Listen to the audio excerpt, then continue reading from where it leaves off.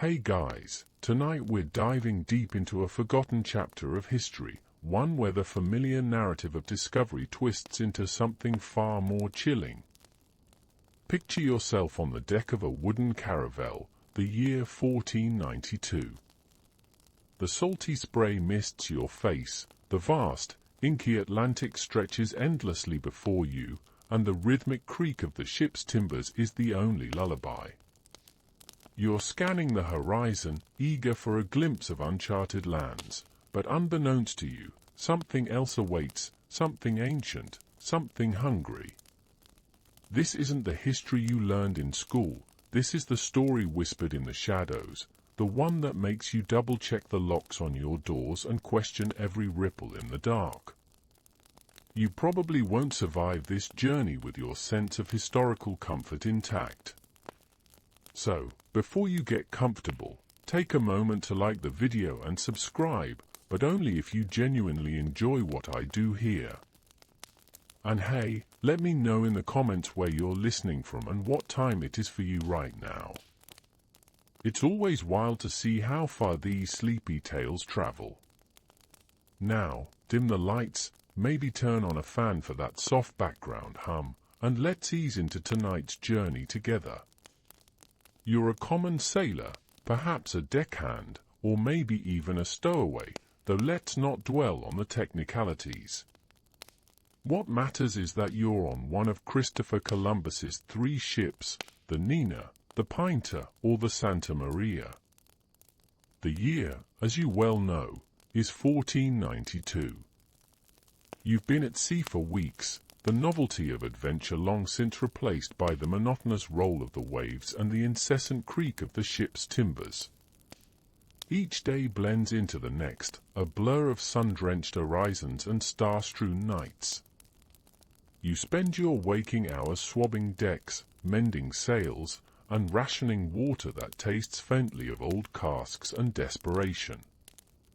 Your dreams are filled with the scent of fresh bread and solid ground, dreams that seem increasingly distant with every passing nautical mile. The sun beats down, a relentless golden hammer, turning the deck into a simmering griddle. You squint at the boundless expanse of water, a shimmering, endless blue. There's a certain hypnotic quality to it, isn't there?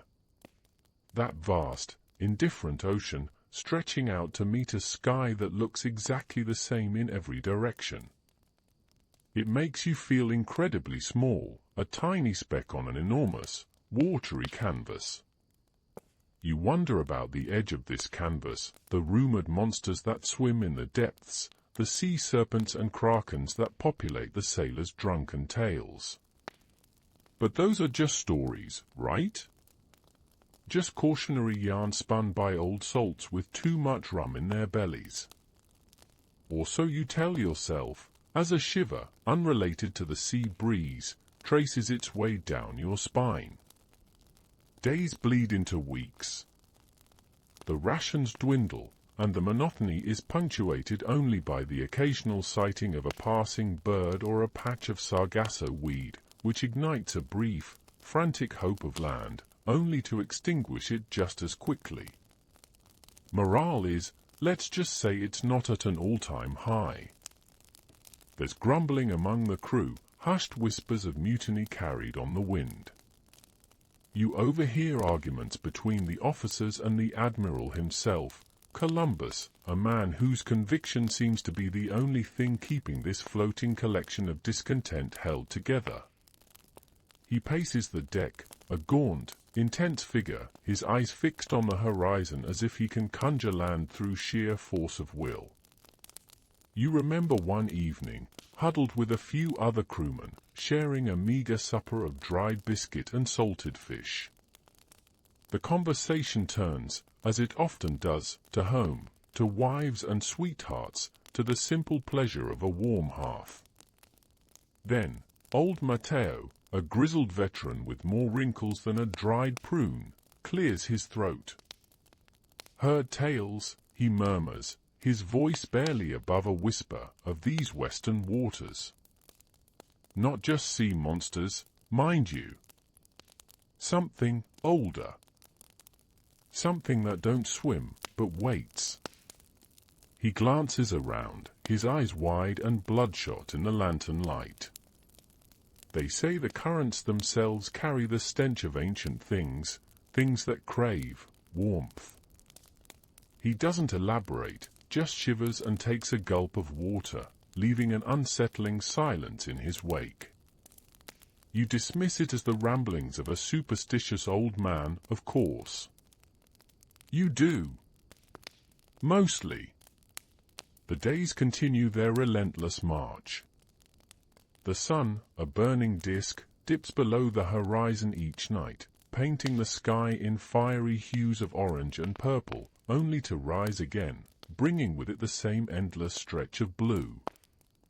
You learn to read the subtle shifts in the wind, the subtle changes in the ocean's texture. You become intimately familiar with the groan of the planks, the slap of the waves against the hull, the distant cries of gulls that always seem to be just out of sight. It's a life of constant motion, constant uncertainty, where the only constants are the stars above and the vast emptiness below. One mainstream historical fact you might recall from your lessons is that Christopher Columbus's expedition was initially financed by the Spanish monarchs Ferdinand and Isabella, who were keen to establish a new trade route to Asia after the Ottoman Empire disrupted traditional land routes.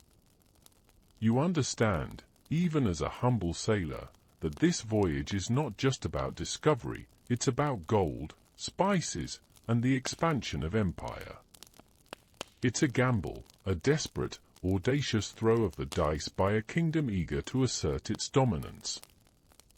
And speaking of gambles, here's a quirky or fringe tidbit for you. Did you know that some historical theories suggest that Columbus might have been influenced by tales of pre-Columbian transatlantic contact, possibly from Norse sagas or even local Irish legends, though historians still argue whether these stories held any significant sway over his decision-making?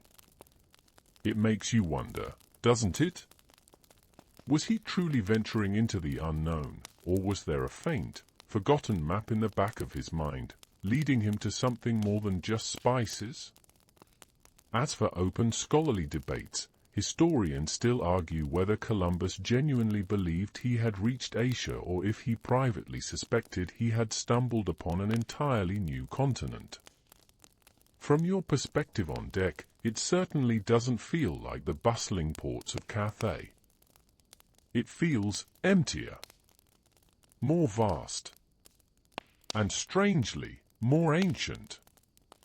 You observe the endless parade of clouds, some wispy and light, others dark and pregnant with rain. The rain, when it comes, is a blessing, a brief reprieve from the oppressive heat, a chance to collect fresh water, however little. You catch drops on your tongue, relishing the clean taste, a stark contrast to the stagnant water in the casks. But even the rain seems to carry a heavy, humid weight, as if the air itself is thick with unspoken secrets. You feel a constant, low thrum beneath your feet, a vibration that isn't quite the engine, isn't quite the waves. It's subtle, almost imperceptible, but it's there. A hum that seems to emanate from the very core of the ocean, a deep, resonating pulse. This voyage, you realize, is a test of endurance, not just physical, but mental. The vastness of the sea, the isolation, the constant uncertainty, it all begins to chip away at your resolve. You start seeing things in the shadows, hearing whispers in the wind that aren't there. The stars, which once seemed like comforting pinpricks of light, now feel like distant, uncaring eyes watching your slow, inevitable progress into the unknown. You're a pawn in a grand, historical chess game, moving across a board you can barely comprehend, towards a destination that might hold salvation, or something far, far worse. And as the ship continues its relentless westward journey, creaking and groaning like an old beast, you can't shake the feeling that you're not just sailing into a new world, but into a different kind of darkness altogether. The days, which had once seemed to drag, now seemed to ripple and warp, each one bringing with it a subtle shift in the ship's environment. You notice it first in the water. Not just the endless blue, but beneath the surface, a fleeting flicker of something darker, something too large for a mere fish. You'd rub your eyes, blame the sun's glare, and return to your duties, but the image would persist, a faint after-image burned onto your retina. Then there were the sounds. The wind, which had always whistled a familiar tune through the rigging, now seemed to carry a low, guttural murmur, almost like a whisper that wasn't quite human. You'd cock your head, straining to hear, but it would always vanish, swallowed by the vastness of the ocean. Just your imagination playing tricks on you, you'd think, the isolation getting to you, perhaps. But then, other crewmen start to notice. You see the worried glances exchanged between sailors as they stand watch. Old Matteo, the one who spoke of ancient things, becomes even more withdrawn, his eyes constantly scanning the water, his hand often on the cross he wears around his neck. One night, while you're trying to catch a few hours of uneasy sleep below deck, you're jolted awake by a sudden, piercing shriek. It's cut short, as if abruptly silenced, followed by a frantic scrambling noise above. You stumble on deck, heart hammering against your ribs, to find a small knot of sailors huddled together, pointing to the water. The lantern light reveals nothing but the dark, churning waves. What was that? You whisper, your voice hoarse with sleep and fear. A young cabin boy, his face pale as parchment, points a trembling finger. It pulled him, he stutters, tears welling in his eyes. Old Thomas. He was on watch. Just gone. A search is organized, of course, but it's a futile gesture. Thomas, a man you'd shared many a tasteless meal with, simply vanished. The official explanation is that he lost his footing and fell overboard in the dark. But the way the cabin boy described it, the swift, silent disappearance, leaves a gnawing doubt in your mind. It wasn't a fall. It was a taking. And the other sailors, their faces grim in the flickering light, seem to share your unspoken terror. The air itself seems to grow heavier, more oppressive, as if the ship is sailing through a thickening fog of dread. Even the stars, once so comforting in their unchanging patterns, seem to gleam with a colder, more indifferent light. You find yourself avoiding the railings at night, sticking to the center of the deck, constantly glancing over your shoulder. Every shadow seems to deepen, every creak of the ship's timber sounds like a hungry growl. It's a bit like when you're home alone and the house makes a strange noise, and suddenly every creak and groan is a monster lurking in the shadows, right? Except here, the house is a tiny wooden vessel in the middle of a colossal, hungry ocean. Food begins to spoil faster than it should, even the salted meats acquiring a peculiar, metallic tang. Water in the cask seems to develop a film, a strange iridescent sheen that no amount of scrubbing can remove. Some of the crew start to get sick, a strange fever that leaves them weak and delirious, whispering about shadowy figures in the dark. You can't help but notice that their skin takes on an unnatural pallor, a sort of sickly greyish tint, and their eyes seem sunken, as if something is draining the life right out of them. One night, you're on watch. The moon is a thin sliver, casting long, shifting shadows across the deck. The rhythmic splash of the waves against the hull is the only sound, a constant, hypnotic rhythm. You lean against the mast, fighting off the encroaching drowsiness, when you hear it again. That low murmur, closer this time. It seems to come from directly beneath the ship, a deep resonance that vibrates through the very planks beneath your bare feet. It's not the familiar hum of the ocean. This is different. It's a sound that makes the hairs on your arms stand on end, a primeval rumble that speaks of unimaginable size and unfathomable age. You press your ear to the deck, straining to identify it, and for a fleeting moment, you could swear it sounds like a voice, a deep, resonant hum, a mournful song from the abyss. You quickly pull back, your heart pounding. Your breath catches in your throat. You look around, but the other sailors on watch seem oblivious, lost in their own weary thoughts.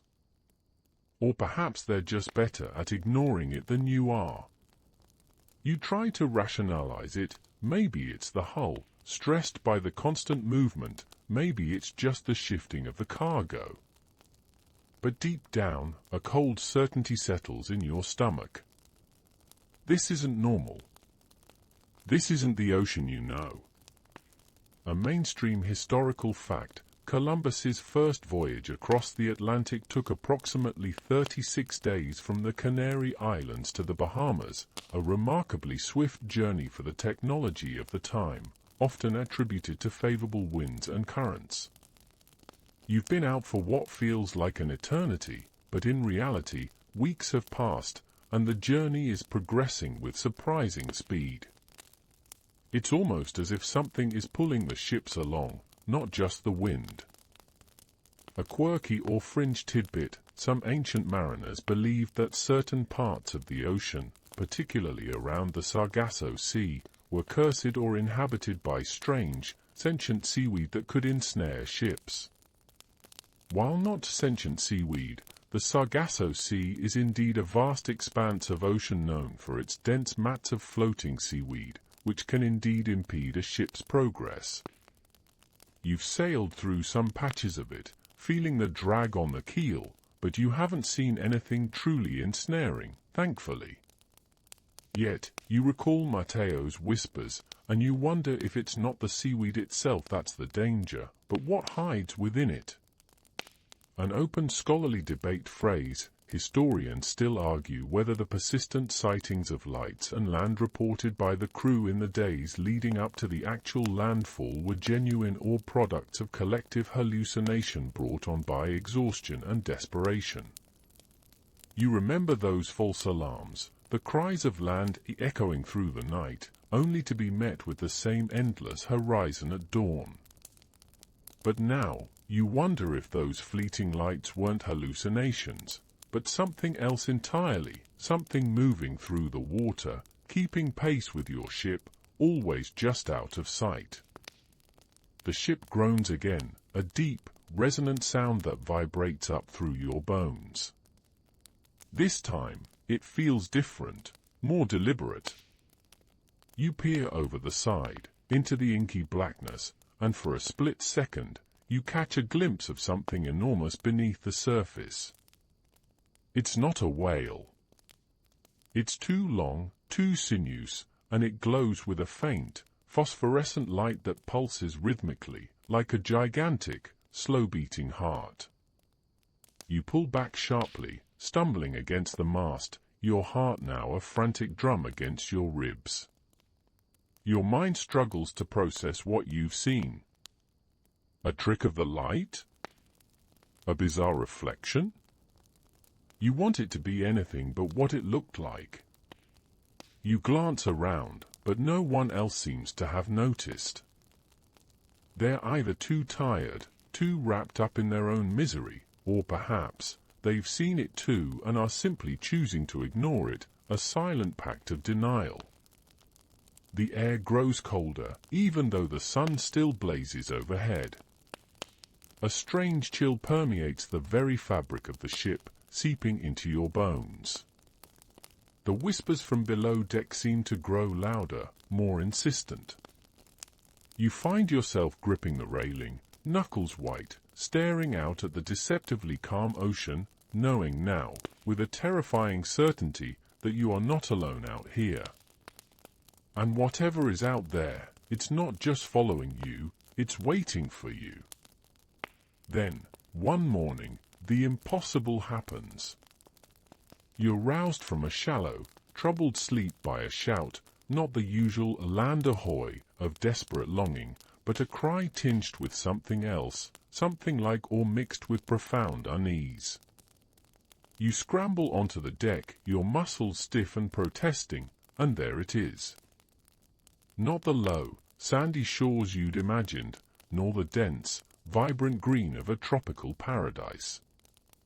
What greets your eyes is a sight that makes the very air feel heavy and still, as if the world itself is holding its breath. The land that looms before you is a monstrous, jagged silhouette against the pre-dawn sky, darker than any land you've ever seen. It's a series of towering, twisted peaks, their summits wreathed in a perpetual, sickly grey mist that refuses to dissipate even as the sun begins its ascent.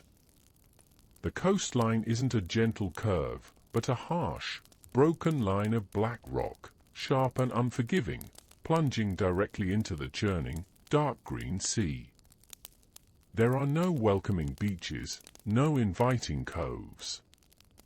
Just raw, primordial earth, rising from the depths like a colossal, sleeping beast.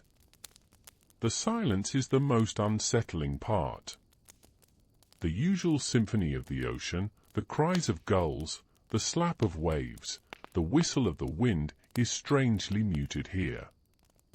It's as if the very air absorbs sound, leaving behind only a profound, heavy quietude. Even the sailors, usually a boisterous lot, are hushed, their faces pale and drawn as they gaze at the forbidding vista. The feeling is less one of triumphant discovery and more one of trespass. You're not arriving, you're intruding. Columbus, however, appears oblivious to the crew's growing unease. He stands at the prow, his silhouette stark against the emerging light, a look of fierce satisfaction on his face. He points, gestures, issues orders in a voice that, for the first time in weeks, sounds vibrant and alive. The official line, repeated among the officers, is that this must be an outer island of the Indies, though it bears no resemblance to the idyllic descriptions of Marco Polo. It feels different, older, more wrong. As the ships draw closer, the details begin to sharpen and your unease intensifies. The mist clinging to the peaks isn't just mist, it moves with an unnatural fluidity, swirling and coiling like something alive. You almost expect to see eyes peering from within its shifting depths. The black rocks along the coast are not smooth from the ocean's caress, instead, they appear unnaturally sharp, almost crystalline, glinting with a strange, dark luminescence that seems to absorb the burgeoning sunlight rather than reflect it. You try to find some sign of life, some splash of color, a tree, a bird, anything to break the monotony of the oppressive gloom. But there's nothing. Only the same uniform, sickly grey-green of the foliage that clings precariously to the rocky slopes, an unnatural hue that seems to drain the color from the very air around it. It's like looking at a painting that's been done entirely in shades of despair. You wonder if the artist just ran out of cheerful pigments. Then, you see them. Not trees, not exactly. They're too angular, too spiky, like skeletal fingers reaching up from the earth. Their branches are gnarled and twisted, devoid of leaves, resembling nothing so much as grasping claws.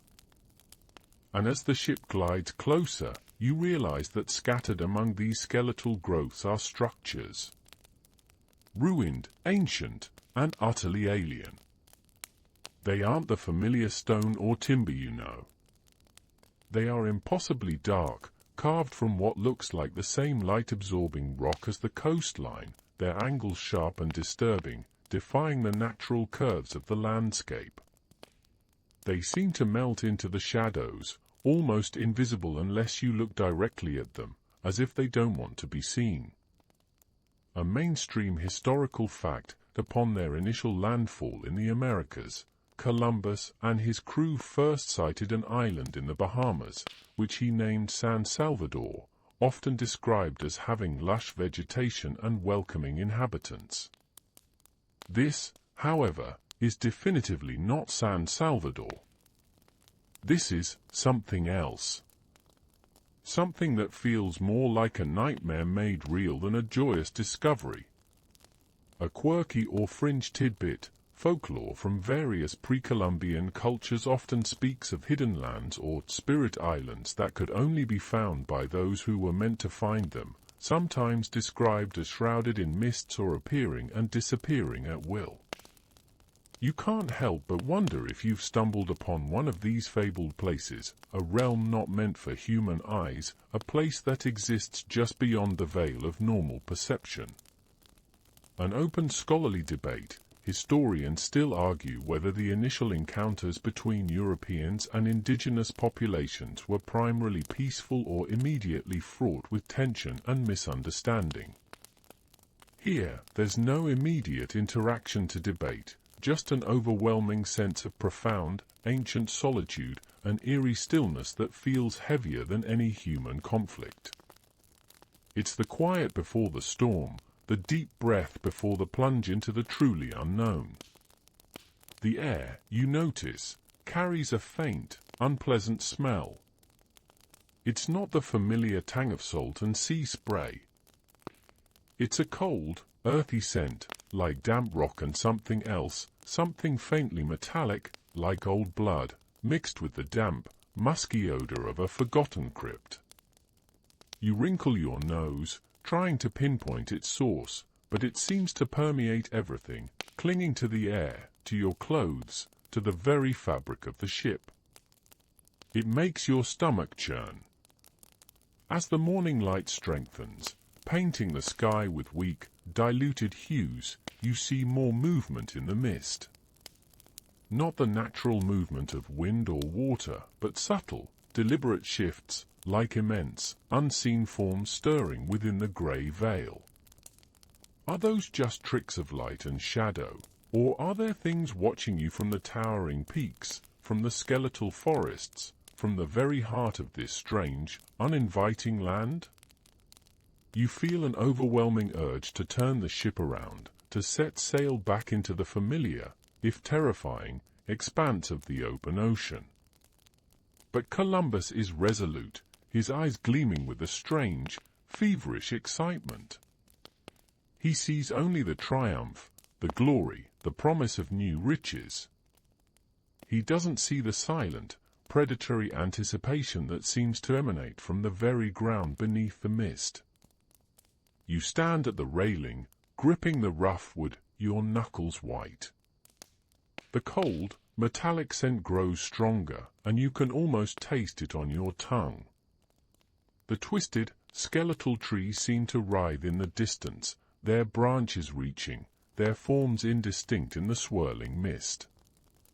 You have the chilling sensation that you are not merely observing this new world, but that it is observing you, too. And its gaze is not welcoming. It's patient. Hungry. The Nina and the Pinta fall in line behind the Santa Maria, like small, vulnerable lambs following a determined, perhaps foolish, shepherd into the maw of a sleeping predator. You've reached land, yes. But it feels less like a destination and more like the edge of a very, very deep trap. And you, dear listener, are right there on the edge with them. The decision is made to send a landing party. You're among the unlucky few chosen, a shiver of dread mingling with a strange, morbid curiosity.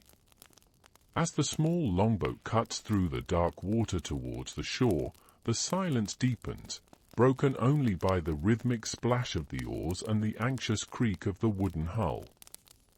The air grows heavier, the metallic, earthy scent you noticed on the ship becoming more pronounced, assaulting your senses. It's like the smell of a freshly dug grave, but with an underlying sweetness that is profoundly unsettling. As you draw closer, the sheer scale of the ruins becomes more apparent. They are not merely broken buildings, but colossal, cyclopean remnants, carved from the same light-absorbing black rock that forms the coastline. Their edges are impossibly sharp, as if cut with a knife through solid stone. They rise from the twisted, skeletal foliage like forgotten teeth of some gargantuan, long-dead beast. You see intricate, unsettling carvings on their surfaces, not the familiar crosses or saints of your homeland, but strange, geometric patterns, interlocking spirals, and angular figures that seem to writhe and contort, hinting at unholy rituals and unimaginable power. You get the distinct feeling that these aren't just ruins, they're monuments. Monuments to something you desperately wish you didn't have to learn about. The longboat grates against the razor-sharp rocks of the shore, a sound like fingernails on a chalkboard. You leap out, your boot sinking into a strange, gritty black sand that feels unnaturally cold, despite the warmth of the emerging sun. The moment your feet touch this ground, a palpable sense of ancient malice seems to seep up through the soles of your shoes, a pervasive chill that penetrates your very bones. The air is still, heavy, and silent. Not even the wind dares to stir the skeletal branches of the trees that surround you.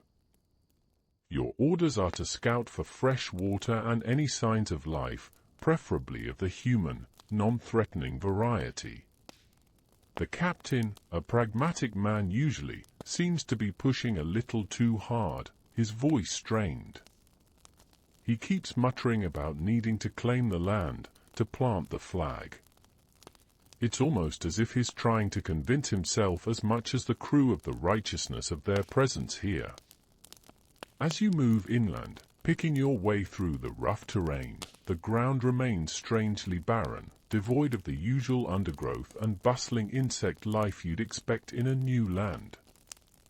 It's as if the earth itself is dead, or perhaps simply unwilling to yield life in the traditional sense. You come across small, shallow pools of water, but they are not inviting. The water is unnaturally dark, almost black, and when you disturb it with a hesitant finger, it feels thick, almost viscous, and leaves a faint, metallic residue on your skin. A chill runs down your arm. You instinctively pull your hand back, wiping it on your trousers, feeling a sudden, intense aversion to drinking from these strange, still puddles. This isn't the clear, life-giving water you desperately need. As you push deeper, following the captain's increasingly agitated commands, you notice something else. Small, almost imperceptible tracks in the gritty black sand. They aren't human.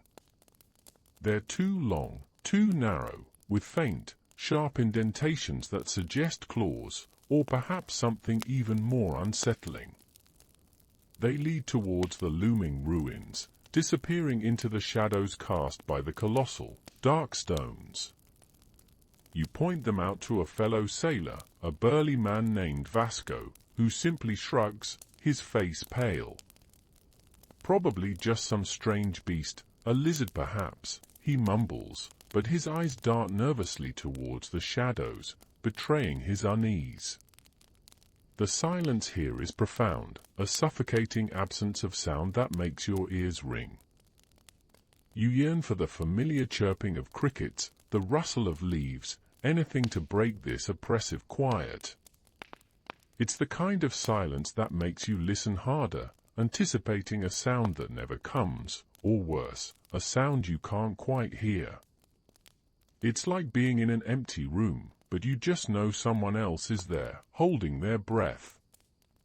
A mainstream historical fact, when Europeans first arrived in the Americas, they introduced diseases like smallpox and measles to which the indigenous populations had no immunity, leading to devastating demographic collapse. As you survey this desolate landscape, however, it occurs to you that there are no indigenous people here for your diseases to affect. Only silence, and a creeping sense of being utterly, profoundly alone, save for whatever left those tracks. A quirky or fringe tidbit, some esoteric texts from the medieval period describe shadowlands or negative spaces that exist parallel to the material world, places where the laws of nature are subtly warped and where entities of pure shadow can thrive. You can't help but feel you've stepped into such a place, where the very light seems dimmer, the colors muted, and the air itself feels wrong.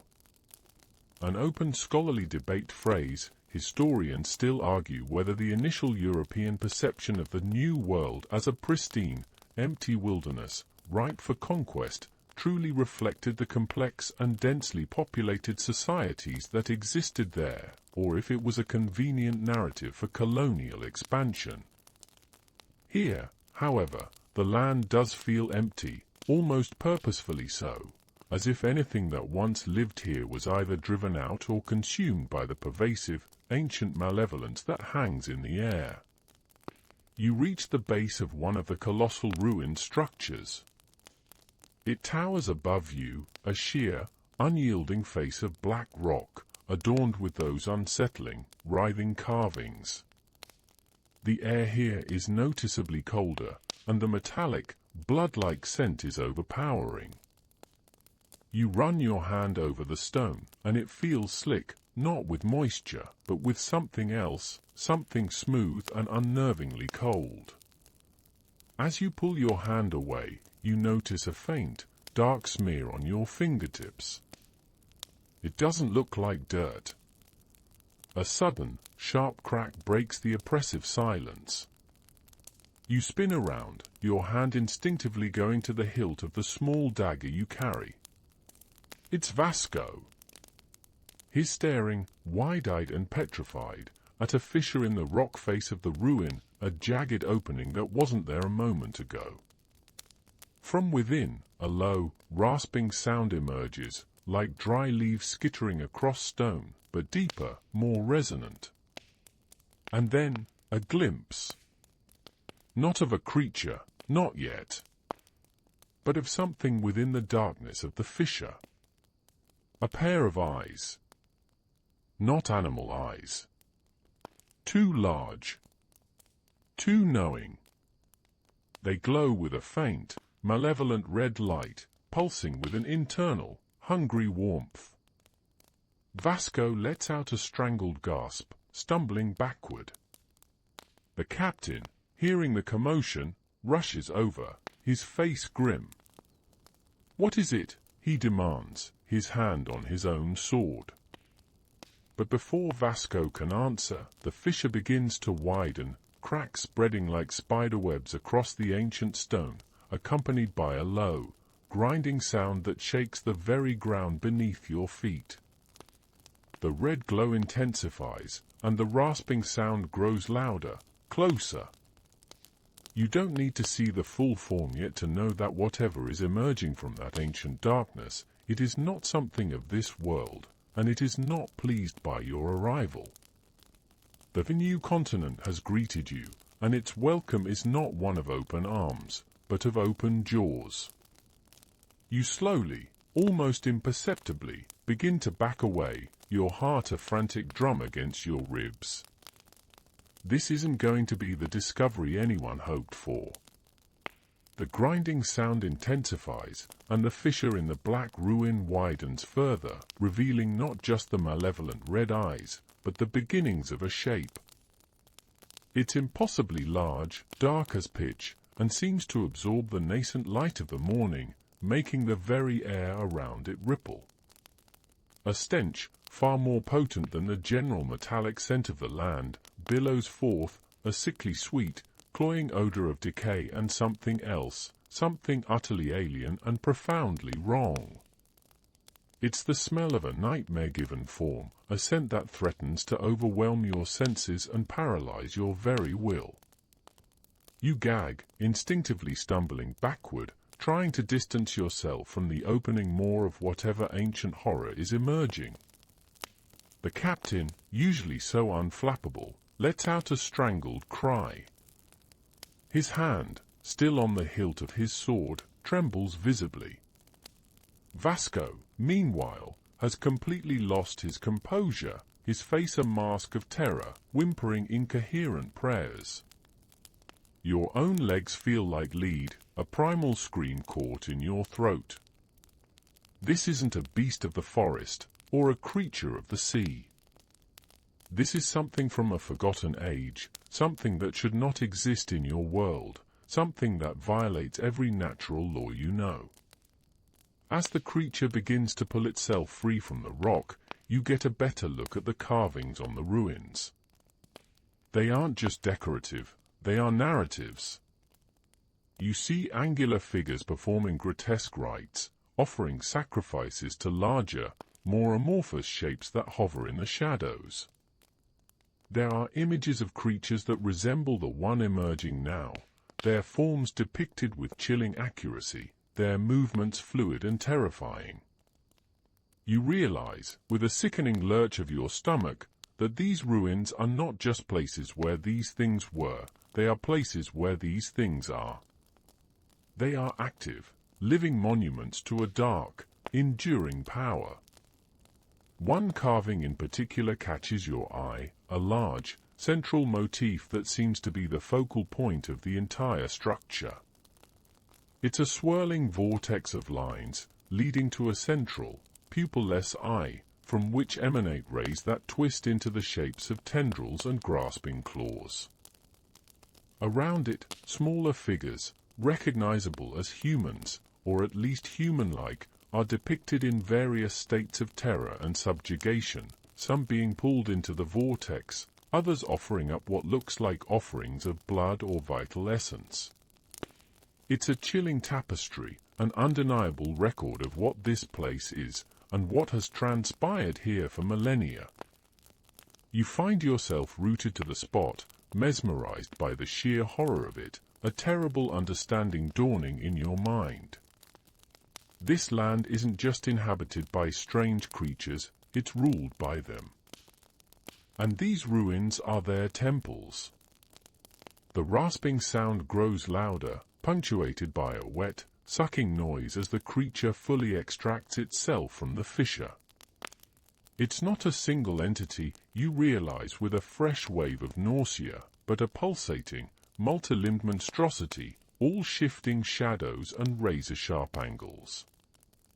It smells like death and something unholy, a scent that clings to the inside of your nose, making you want to vomit. You tear your gaze away from the carvings, back to the nightmare unfolding before you. This is it. This is the welcome. A mainstream historical fact, many indigenous cultures in the Americas developed sophisticated writing systems, such as the Maya hieroglyphs and the Aztec codices, which recorded their history, myths, and rituals. The carvings you are seeing, however, predate anything you've ever encountered. They are not merely sophisticated, they are alien, etched with an ancient malevolence that transcends any known human script.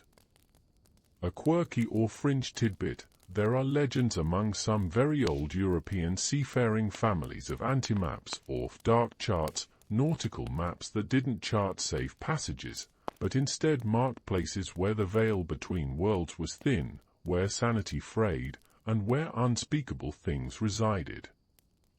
You wonder if Columbus, in his single-minded pursuit of a westward route, somehow, unwittingly, stumbled upon one of these charted nightmares. Perhaps the true West Indies were never meant to be found by mortal men. An open scholarly debate phrase, historians still argue whether the presence of complex, ancient ruins in various parts of the world, whose origins are difficult to attribute to known civilizations, points to lost advanced societies or simply gaps in archaeological understanding. Here, however, there's no debate. These ruins are clearly not of human construction, nor do they hint at any civilization you could ever comprehend. They are the architecture of pure dread, built by beings whose very existence defies your understanding of the natural world.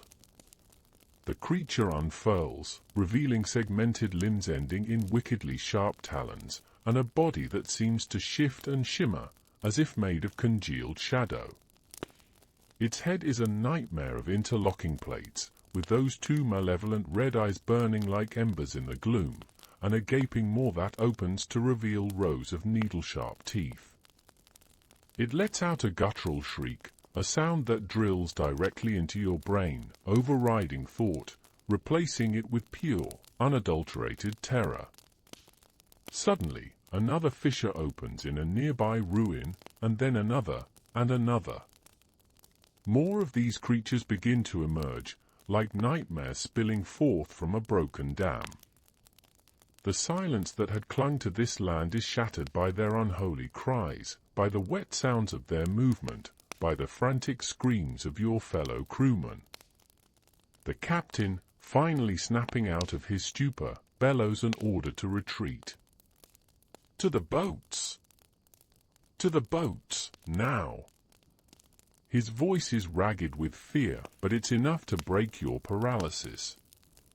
You turn and run, scrambling back towards the longboat, your feet slipping on the slick, black sand. The metallic scent is now overwhelmingly strong, and you can feel the oppressive cold of their presence growing closer behind you. The carvings on the ruins seem to mock your desperation, their unholy symbols pulsing with a faint, inner light. You glance back over your shoulder, and what you see freezes your blood. One of the creatures, impossibly swift, is already closing the distance, its segmented limbs scuttling over the uneven terrain with horrifying speed. Its red eyes are locked on you, and you can feel the heat of their gaze even from a distance. You leap into the longboat, narrowly avoiding a grasping talon that slashes through the air where your head had been moments before. The other sailors are already scrambling to push off, their faces contorted with terror. The water, which had seemed so inviting just moments ago, now feels like an escape into another kind of danger, but anything is better than facing these things on land. As the boat pushes off, you hear the screams of those who weren't fast enough, their cries abruptly cut short, followed by wet, tearing sounds. The last image you have of the shore is of the black ruins, now fully active, pulsating with a dark energy, as the impossible, shifting forms of the creatures swarm around the few remaining, screaming figures of your crew. This is not a new world to conquer. This is a tomb, and you've just broken the seal. The sea, you realize, is your only hope. You paddle with a frantic desperation you didn't know you possessed, your muscles screaming in protest, each stroke propelling the longboat further from that nightmare shore. The screams of your shipmates still echo in your ears, a horrific symphony that plays on repeat in your mind. The metallic, sweet scent of decay slowly lessens as you gain distance, but the image of those shifting, shadow-like creatures and their ancient, unholy ruins is burned into your memory, a terrifying tableau you'll never unsee. The red eyes, the impossible angles, the sheer, crushing malevolence, it's a vision that will haunt your nightmares for as long as you draw breath. You look back, just once. The mist on the peaks of the island seems to thicken, swirling ominously, and the black ruins appear to melt back into the shadows, becoming almost invisible against the dark rock. It's as if the land itself is closing its maw, settling back into a predatory slumber, content with the meal it just consumed. The chilling thought strikes you, this isn't a place that merely has monsters, it is a monster. And you've just escaped its first bite. Barely. The captain, his face ashen, barks orders to the other longboats from the Nina and Pinter to return to their respective ships. There's no talk of claiming land now, no triumphant shouts of discovery. Only a desperate, unspoken need to put as much distance as possible between yourselves and that accursed shore.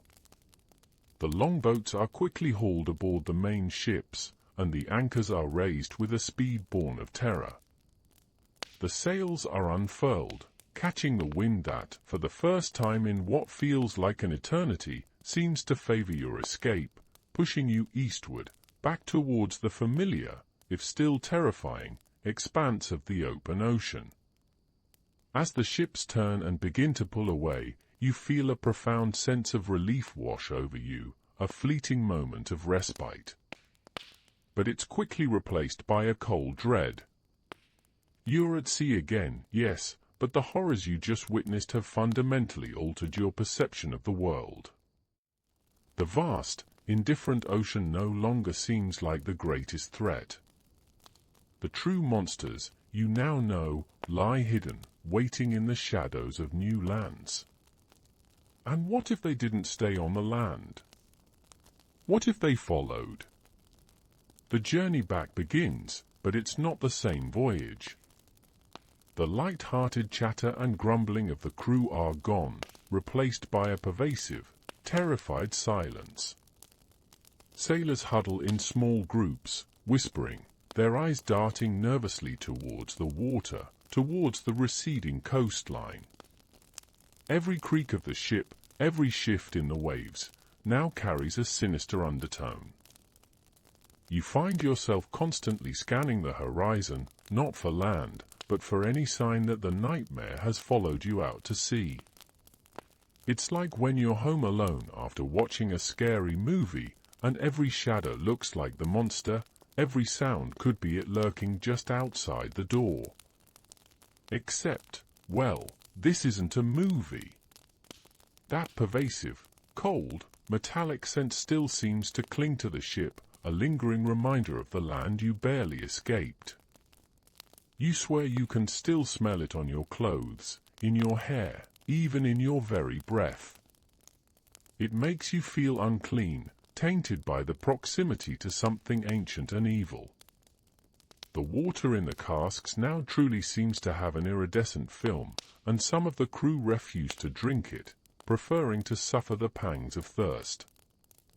The fever that some sailors experienced earlier seems to worsen for those afflicted, their skin taking on a ghastly grey-green hue, their eyes sunken and unnaturally wide. They twitch and moan in their hammocks, muttering about shadows and grasping hands. One night, while you're trying to get some sleep, you hear it again. The low, guttural murmur you'd heard before, seemingly from beneath the ship. But this time, it's closer, clearer. It sounds like 1,000 voices whispering in an unknown tongue, a language of clicks and rasps and wet, sucking noises. It vibrates through the very keel of the ship, making the wooden planks hum with a sinister energy. You press your ear to the deck, heart hammering, and for a terrifying moment, you could swear you hear your own name, distorted and drawn out, amidst the alien chorus. You pull back sharply, scrambling away, convinced that whatever dwells beneath the waves knows you, sees you, and is speaking to you. A mainstream historical fact, the compass, a crucial navigational tool for oceanic voyages, was already in widespread use by European mariners by the 15th century, allowing for more accurate direction finding than relying solely on celestial navigation. You glance at the ship's compass, its needle wavering slightly, almost nervously, as if even the magnetic pull of the earth is perturbed by the unseen forces at play in these waters. A quirky or fringe tidbit, there are old sailor superstitions about dead zones in the ocean where the currents are unpredictable and the winds die completely, leaving ships becalmed for weeks, often attributed to the wrath of sea gods or monstrous creatures.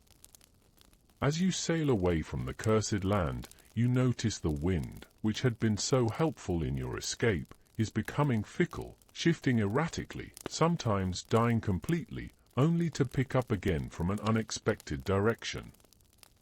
It's as if the ocean itself is playing with you, toying with your desperate flight. An open scholarly debate phrase, historians still argue whether the widespread belief in sea monsters and mythical creatures during the age of exploration was purely superstitious, or if it was partially based on exaggerated encounters with real, yet unknown, marine life. Now, having seen what you've seen, you know that the superstitions might have been closer to truth than anyone in their right mind would dare to believe. The creatures from that island, if they can survive in the ocean, certainly make the old tales of Kraken seem like bedtime stories. The ship groans, a deep, shuddering sound that feels different from the usual strains of the timbers. It's a sound of something else moving within the ship, beneath the deck. You hear faint scuttling noises from the hold, and the rats, usually a persistent nuisance, are conspicuously absent. They've either fled, or they've been silenced. You wonder if the sickness afflicting some of the crew isn't just a fever, but a symptom of a more insidious infection, something brought aboard from the land, or perhaps something that had already been on the ship, waiting, unnoticed, until stirred awake by the proximity of true darkness.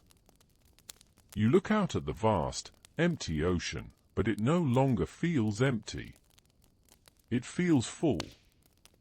Full of unseen eyes, unseen forms, moving in the depths, mirroring the horrors of the land. The journey back is no longer a race against the elements, but a desperate flight from something that defies comprehension, something that seems to have marked your ship, drawn to the terror and the fear that now permeates every plank and every soul aboard. You escaped the land, yes, but you have brought a piece of its darkness with you. And as the ship sails onward, deeper into the endless blue, you know, with a chilling certainty, that the true horrors of this voyage have only just begun. The whispers are growing louder. The escape from the accursed island brought no true peace, only a new layer of dread. The pervasive sense of being watched, of being hunted, intensified with each passing day. Sleep became a luxury few could afford, haunted as it was by fragmented images of the creatures and the low, guttural whispers that seemed to penetrate the very planks of the ship.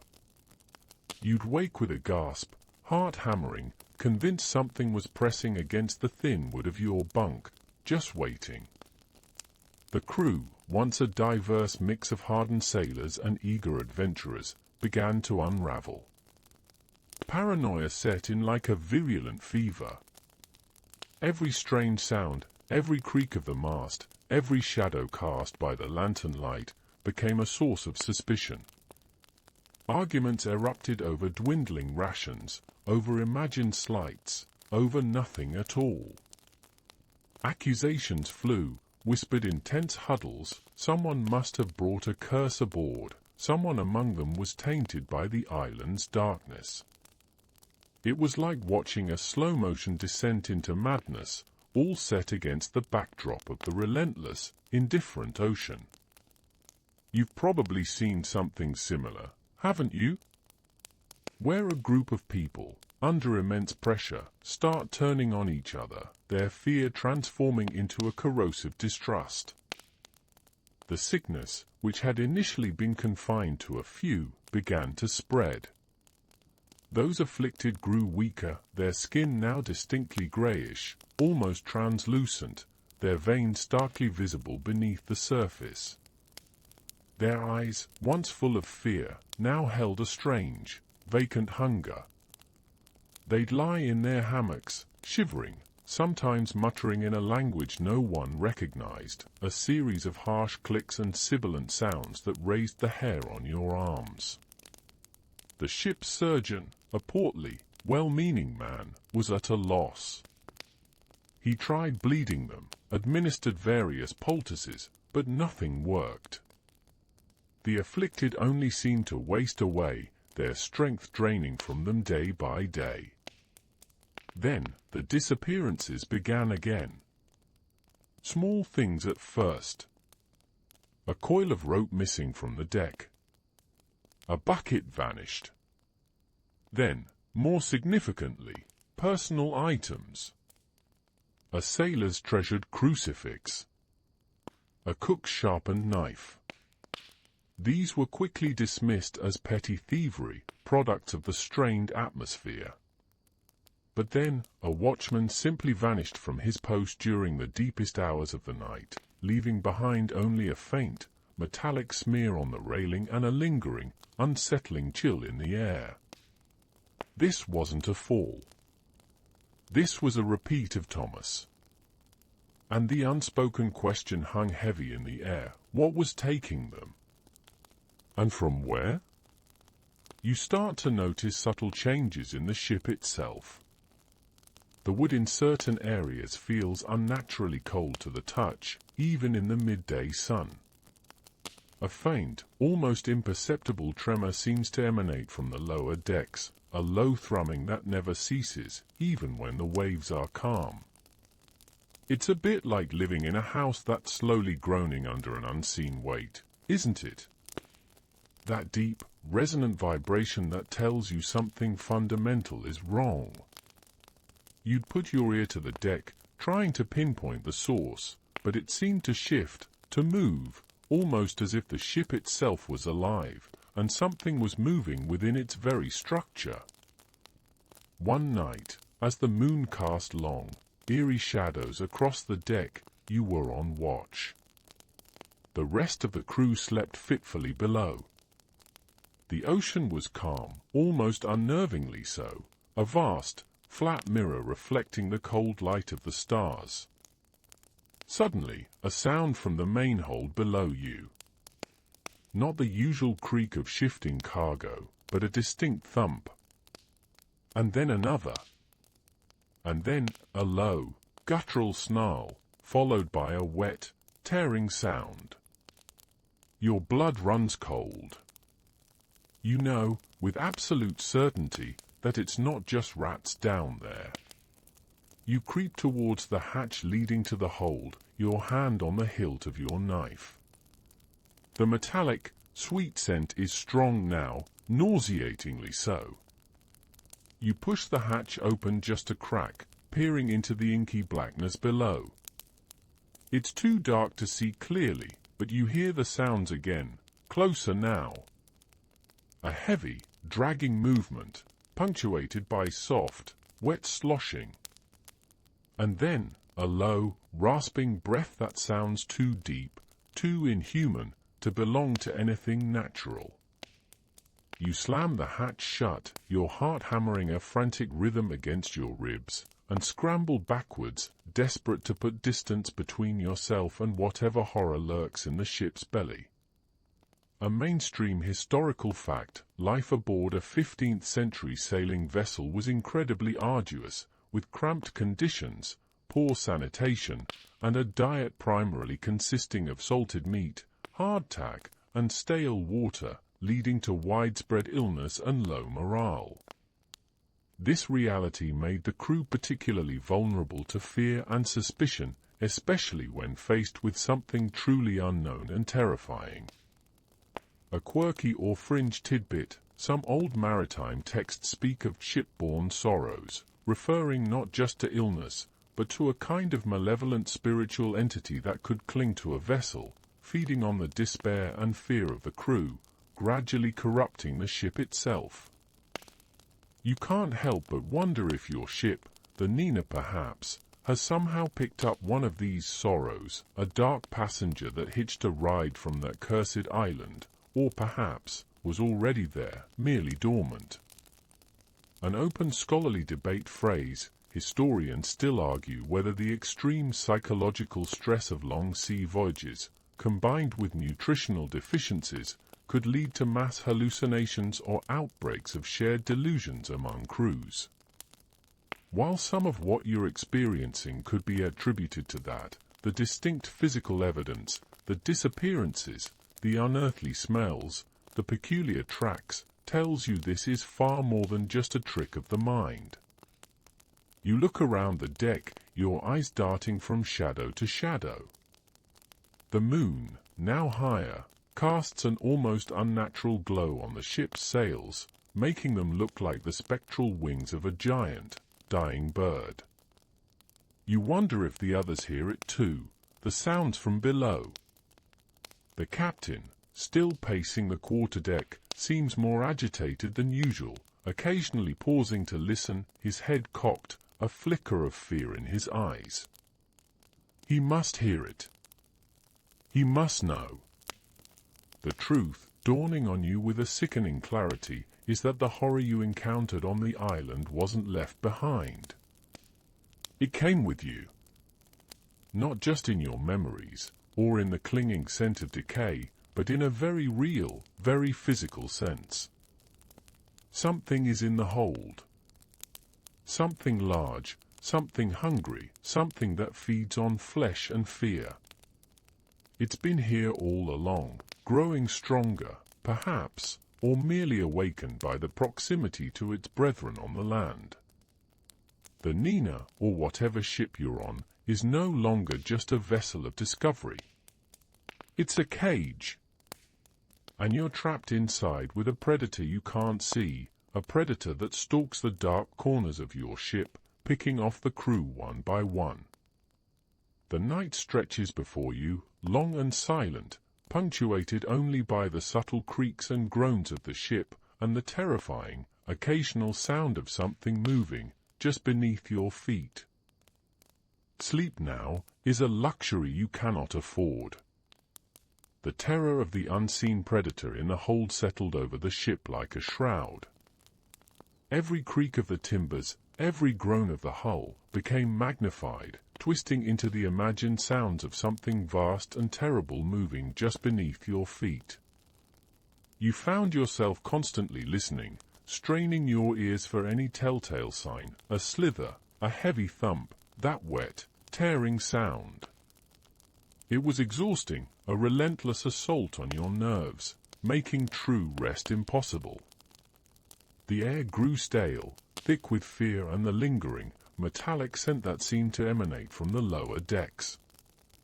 The captain, visibly aged by the ordeal, issued new orders, 2 men on watch at all times at the main hatch to the hold, with loaded arquebuses. It was a futile gesture, you knew. What could a handful of musket balls do against a creature that could pull a man overboard without a sound, or slip through stone as if it were water? Still, it offered a sliver of false comfort, a pretense of control in a situation that was spiraling wildly beyond it. The sick list grew longer. Those afflicted with the strange fever now lay in a near catatonic state, their skin a mottled grey, their breathing shallow and ragged. Their eyes, once wide with terror, were now completely vacant, staring up at the deck above as if fixed on an unseen horror. You noticed a subtle, unsettling change in their bodies too. They seemed to be shrinking. Their flesh appeared to be shriveling, their bones growing more prominent, as if something was slowly, inexorably, draining the very essence from them. It was a horrifying sight, a living testament to the predator's insidious work. Then came the discovery that solidified your worst fears. Early one morning, a few sailors were sent to retrieve some fresh water from one of the large casks in the lower hold, the very area from which those terrifying sounds had emanated. They returned quickly, their faces bone-white, their eyes wide with unadulterated horror. They spoke in choked, fragmented sentences about what they had seen. The cask hadn't just been drained. It had been pierced. Not by a drill or an axe, but by something that had torn through the thick wooden staves as if they were wet paper. And from the hole, something had been feasting. The water that remained was no longer water, it was a viscous, dark fluid, shimmering with that familiar iridescent film, and it had a thick, syrupy consistency. And clinging to the inside of the cask, and scattered across the floor, were fragments. Not wood. Not metal. But thin, brittle shards, almost like broken fingernails, or perhaps scales. They glowed with a faint, internal luminescence and felt unnervingly cold to the touch. And the smell. Oh, the smell. It was stronger down there, overpowering, a concentrated essence of decay, metallic tang, and that cloying sweetness. One of the sailors, a young man named Pedro, pointed to a dark, viscous trail leading from the ruined cask across the hold's floor and vanishing into the deepest, darkest recesses of the ship's keel. "It lives down there," he whispered, his voice trembling, "in the dark. It feeds." The implication was horrifyingly clear. The creature, whatever it was, had been aboard the ship for some time, perhaps since you departed from Spain, or perhaps it hitched a ride when the ship was last provisioned. Or, even more terrifyingly, it may have boarded when you were anchored off that cursed island, silently slipping aboard while you were preoccupied with the horrors on land. It had been dormant, a quiet, unseen passenger, until the fear and the proximity to its brethren had stirred it awake. And now it was actively hunting. It was drinking the life from the water, from the provisions, and from the crew themselves. A mainstream historical fact, ships in the age of exploration often carried live animals for food, like chickens, pigs, or goats, which also contributed to cramped and unsanitary conditions below deck. You wonder, with a shudder, what happened to any such animals on board. You haven't heard a single squeal or grunt from the livestock pens in days. Perhaps they were the creature's first course. A quirky or fringe tidbit, some obscure medieval bestiaries, books describing real and mythical animals, included entries for vampire fish or shadow eels, creatures said to drain the vitality from their prey without leaving a visible wound, leaving only a withered husk. The wasting sickness among the crew, and the drained cask, eerily match these forgotten descriptions. It makes you question if those old monks were just making things up, or if they had seen something that truly defied explanation. An open scholarly debate phrase, historians still argue whether the prevalence of scurvy on long voyages was due solely to a lack of vitamin C, or if other, then unknown factors like unsanitary conditions and psychological stress played a more significant role in debilitating crews. But you know, with a chilling certainty, that whatever is afflicting your crew now is far beyond simple scurvy. It's something unnatural. The captain, after seeing the ruined cask and hearing the sailors' terrified reports, made a desperate decision. They would try to flush it out. They would form an armed party and descend into the hold, intent on confronting whatever lurked in the dark. It was a plan born of desperation, a last, futile attempt to reclaim their ship and their sanity. You were among the chosen for this grim task, armed with a rusty cutlass and a pounding heart. As you gathered your courage, the wind suddenly died.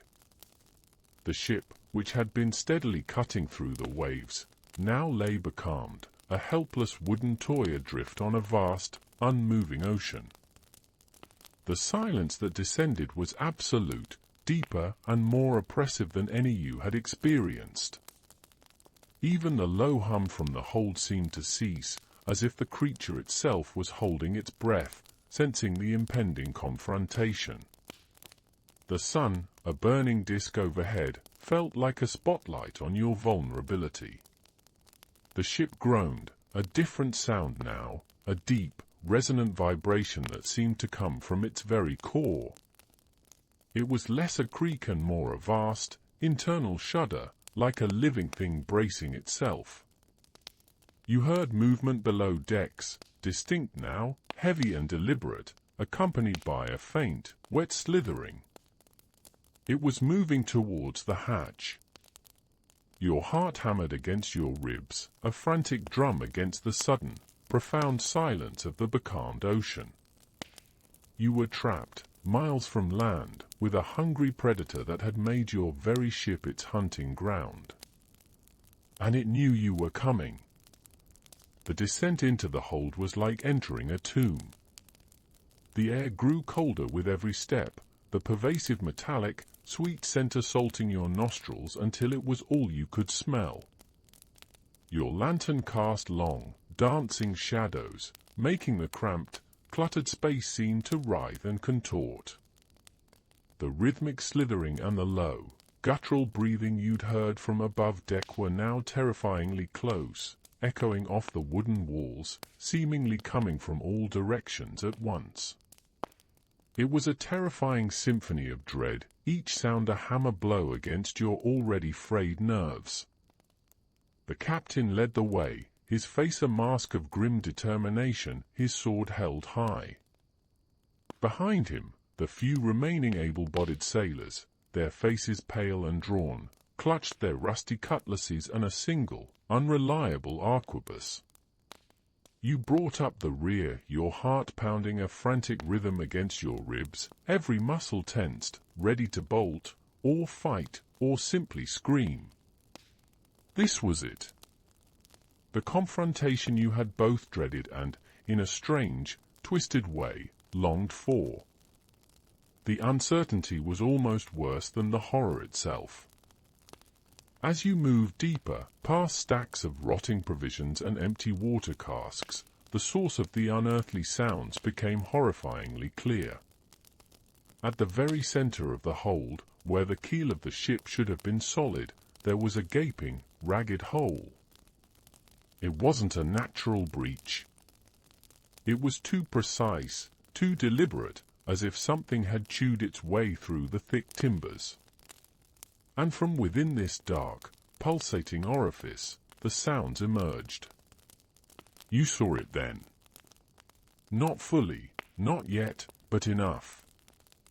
A mass of dark, glistening tendrils, impossibly long and segmented, writhed within the cavity, occasionally extending outwards, feeling the air.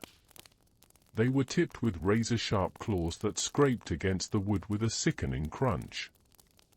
The stench of decay was overwhelming now, coupled with a hot, putrid breath that washed over you. The air in the hold grew heavy, thick, as if the very oxygen was being drawn from your lungs. The captain shouted an order, his voice cracking with fear. Fire! Fire the arquebus! The lone shot rang out, deafening in the enclosed space, followed by a puff of acrid smoke. But the creature seemed unfazed. The tendrils merely recoiled briefly, then lashed out with astonishing speed, snatching the sailor who had fired the shot.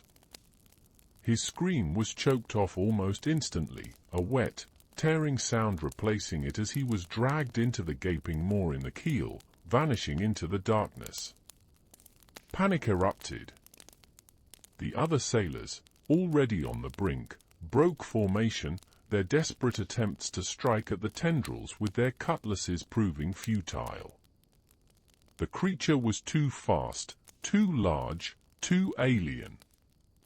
Its movements were fluid, like water, yet its form was solid, an impossible contradiction that defied comprehension.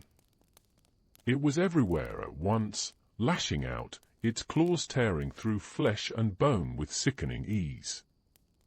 You watched in horror as one sailor was impaled, another dragged screaming into the depths of the hole. Your mind raced, trying to comprehend what you were seeing. This wasn't an animal. This was something else. Its presence radiated a cold, ancient hunger that seemed to drain the warmth from the very air. You remembered the carvings on the island, the swirling vortex, the eye. This thing was connected to that place, a living extension of its pervasive evil, or perhaps, its very heart.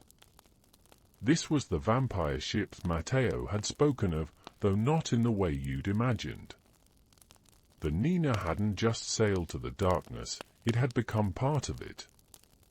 A mainstream historical fact, ships in the 15th century were made almost entirely of wood, making them vulnerable to rot, shipworms, and leaks, requiring constant maintenance and repairs. The damage to the keel, however, was clearly not from typical wear and tear or sea creatures. It was a deliberate, violent rending, suggesting immense strength and an unnatural method of penetration. A quirky or fringe tidbit: there are legends of demon wood or cursed timber that, once incorporated into a ship, could bring misfortune, decay, or even attract malevolent spirits to the vessel, slowly corrupting it from within. You wonder, with a chilling thought, if the Nina had perhaps been built with such wood, or if the creature itself was the demon, slowly turning the ship into its own personal, floating feeding ground. An open scholarly debate phrase, historians still argue whether the occasional inexplicable disappearances of entire ships and their crews in early maritime history were due solely to natural phenomena like rogue waves or severe storms, or if they hint at other, less rational explanations. As you watch your crewmates being devoured by the horror in the hold, you know that some disappearances might have had a far more terrifying and living explanation. You stumbled backward, away from the chaos, a single thought pounding in your head: escape. There was no fighting this thing. There was no vanquishing it. Only survival. You turned and scrambled back towards the hatch, desperate to reach the relative safety of the deck, to breathe the comparatively cleaner air, to escape the suffocating presence of the monster. As you reached the hatch, you glanced back. The hold was a scene of carnage, littered with the bodies of your comrades, some barely recognizable.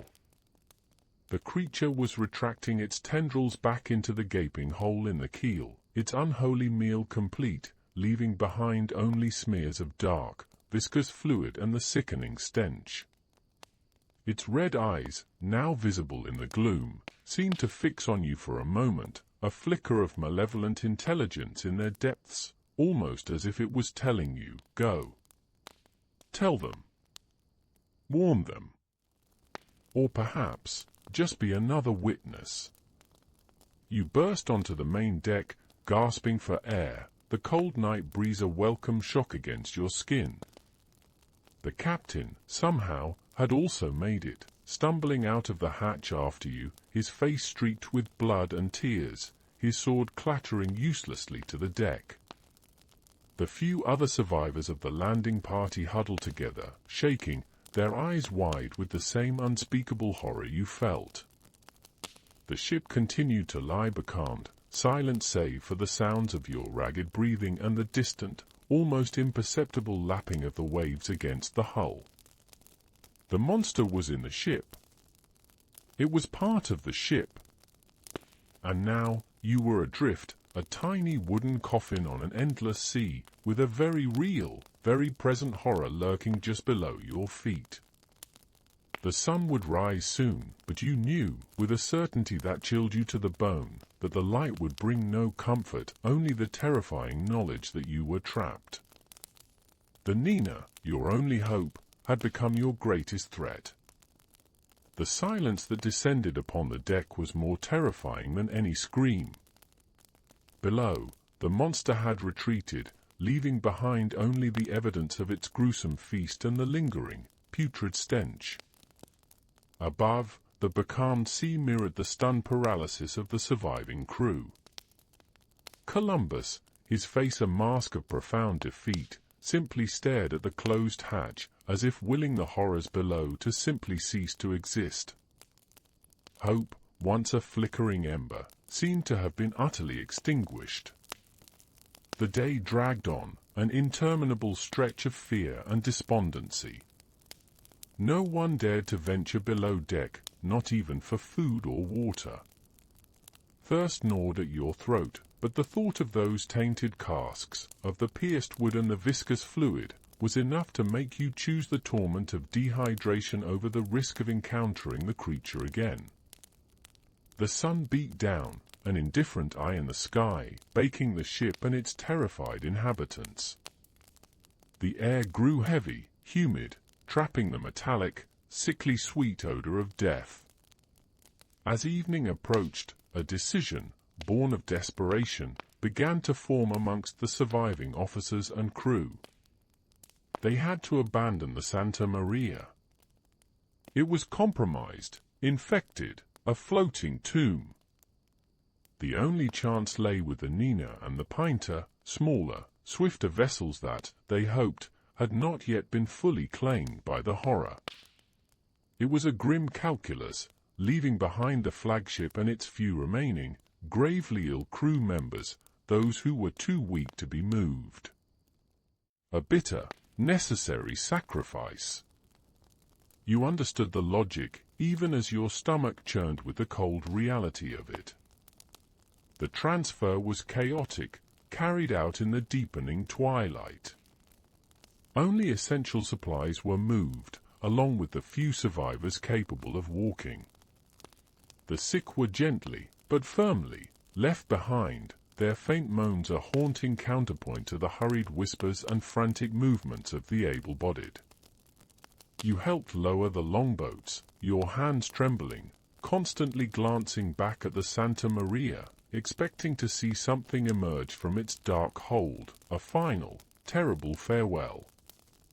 But the ship remained silent, a hulking, ominous silhouette against the setting sun. It was almost as if the creature within was content, sated for now, allowing its prey to escape, only to hunt them later. As the Nina and Pinta pulled away, leaving the Santa Maria drifting silently behind, a new horror took hold. The ocean, which had been so unnervingly calm, began to stir. Not with a gentle breeze, but with a deep, unsettling current that pulled at the keels of your smaller ships. You peered into the water, and for the first time, you saw it clearly. Not one, but multiple forms moving beneath the surface. They were enormous, sinuous, their shapes indistinct in the growing gloom, but glowing with that same faint, phosphorescent light you'd seen off the cursed island. They were larger than any whale, too fast for any known leviathan. And they were keeping pace with your ships, encircling them. These were the creatures Matteo had whispered about, the ancient things that waited in the western waters. They were the oceanic counterparts to the land-based horrors, perhaps even brethren. They swam with an unnatural grace, their movements fluid and silent, their forms melting into the dark depths, only to reappear moments later, closer now, their light pulsing with a predatory rhythm. You were not escaping the darkness, you were merely moving from one part of its domain to another. The sea itself was alive with unseen teeth.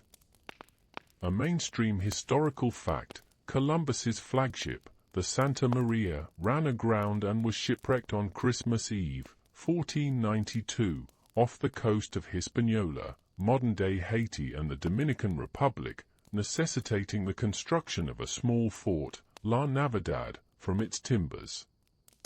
Your version of events, however, is far more terrifying, for the Santa Maria was not lost to a reef, but to a monstrous inhabitant, left behind as a ghastly offering to the abyss.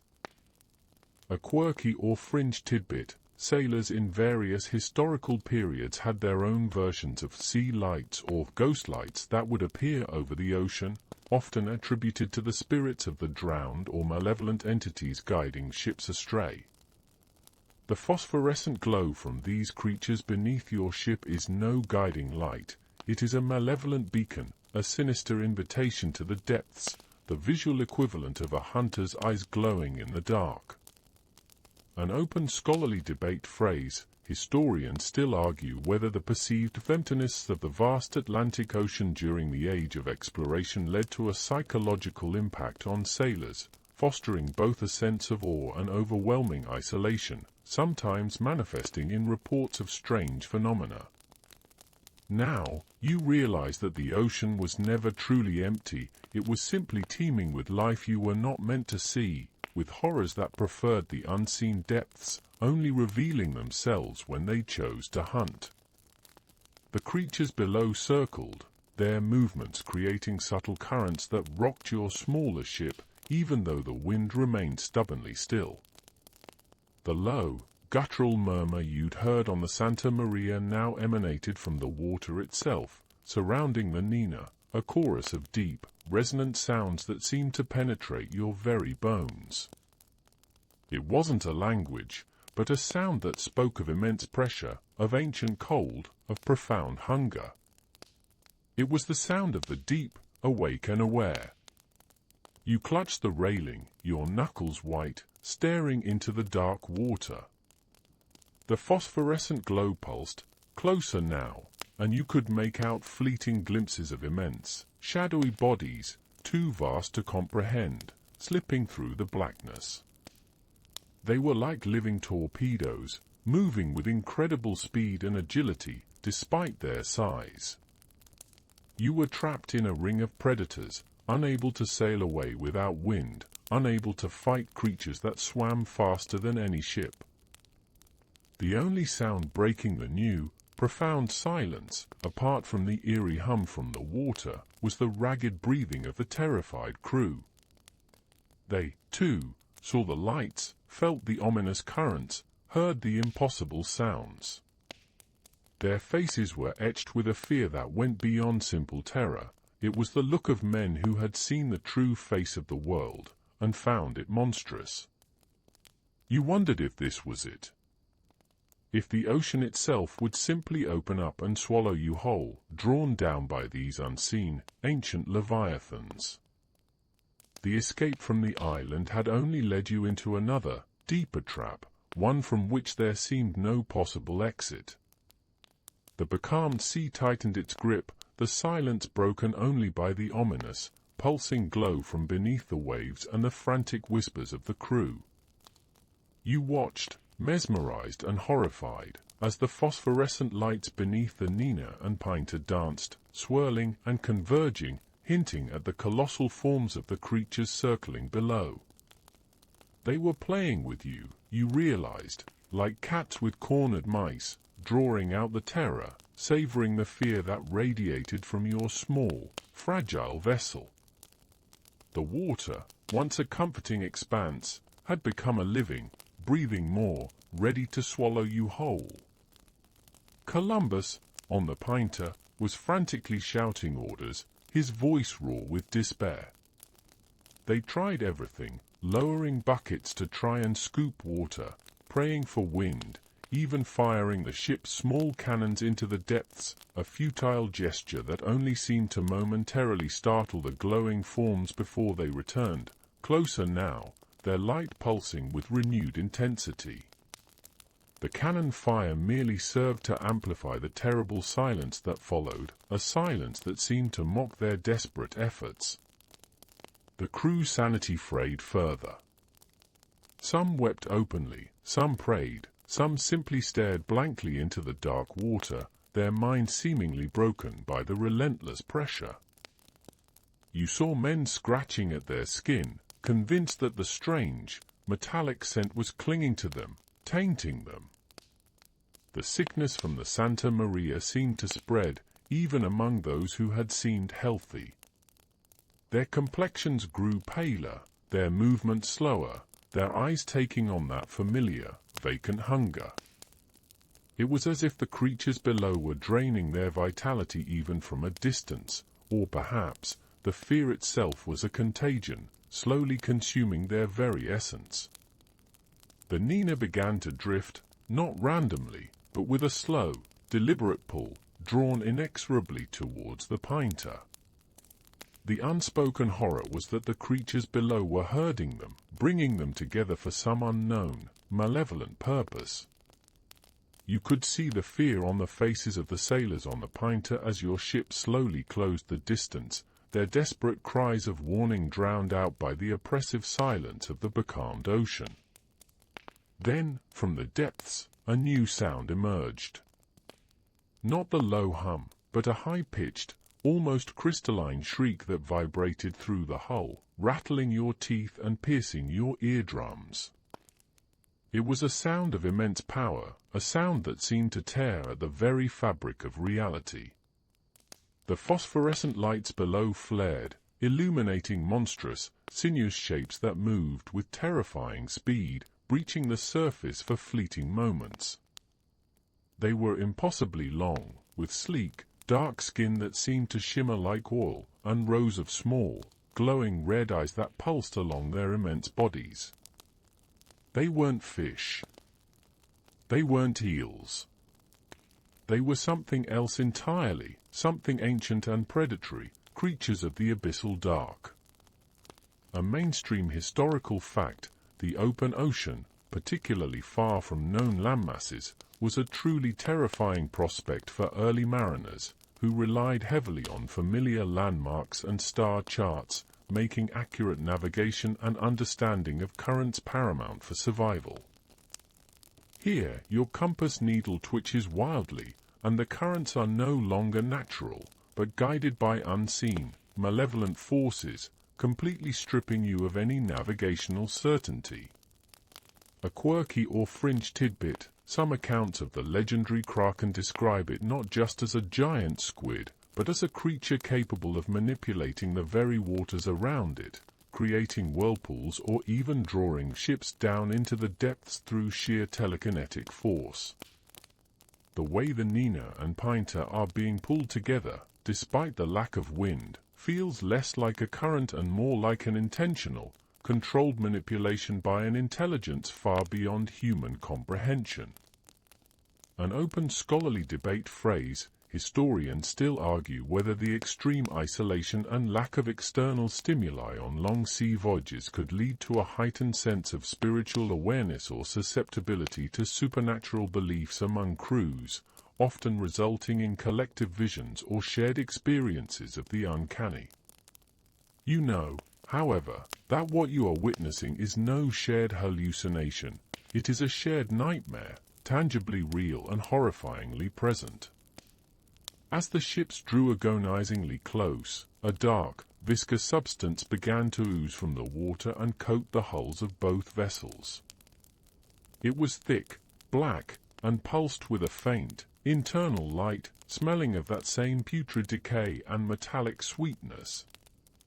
It felt alive, clinging to the wood, slowly creeping upwards, as if trying to engulf the ships themselves. You watched, paralyzed, as it spread, knowing, with a sickening certainty, that this was not merely an emanation from the creatures, but something more fundamental, something that bespoke their true, horrifying nature. Then, from the Pinta, a piercing scream. You turned to see a sailor, his face contorted in agony, being dragged over the side, not by a visible creature, but by the black, oozing substance that had climbed the hull. It seemed to solidify, forming grasping tendrils that wrapped around him, pulling him swiftly into the depths. There was no struggle, just a choked gasp, and then silence. The substance seemed to glow brighter for a moment, as if having absorbed his very life force. Fear became a cold, tangible presence. These weren't just predators, they were absorbers. They didn't just consume flesh, they consumed life itself, leaving nothing but desiccated husks. And they were everywhere, beneath the waves, clinging to the ship, slowly, inexorably, claiming their prey. The light from their forms below cast an eerie, phosphorescent glow on the faces of your terrified crewmates, highlighting their wide, desperate eyes. Suddenly, a voice, calm and chillingly clear, spoke from the deck of the Pinta. It was Columbus. His eyes, usually filled with fierce ambition, were now eerily vacant, yet alight with that same phosphorescent glow you saw beneath the water. He was speaking in that strange, clicking, sibilant tongue you'd heard from the sick sailors, a language of the abyss. He slowly raised his hand, pointing a finger at your ship, the Nina.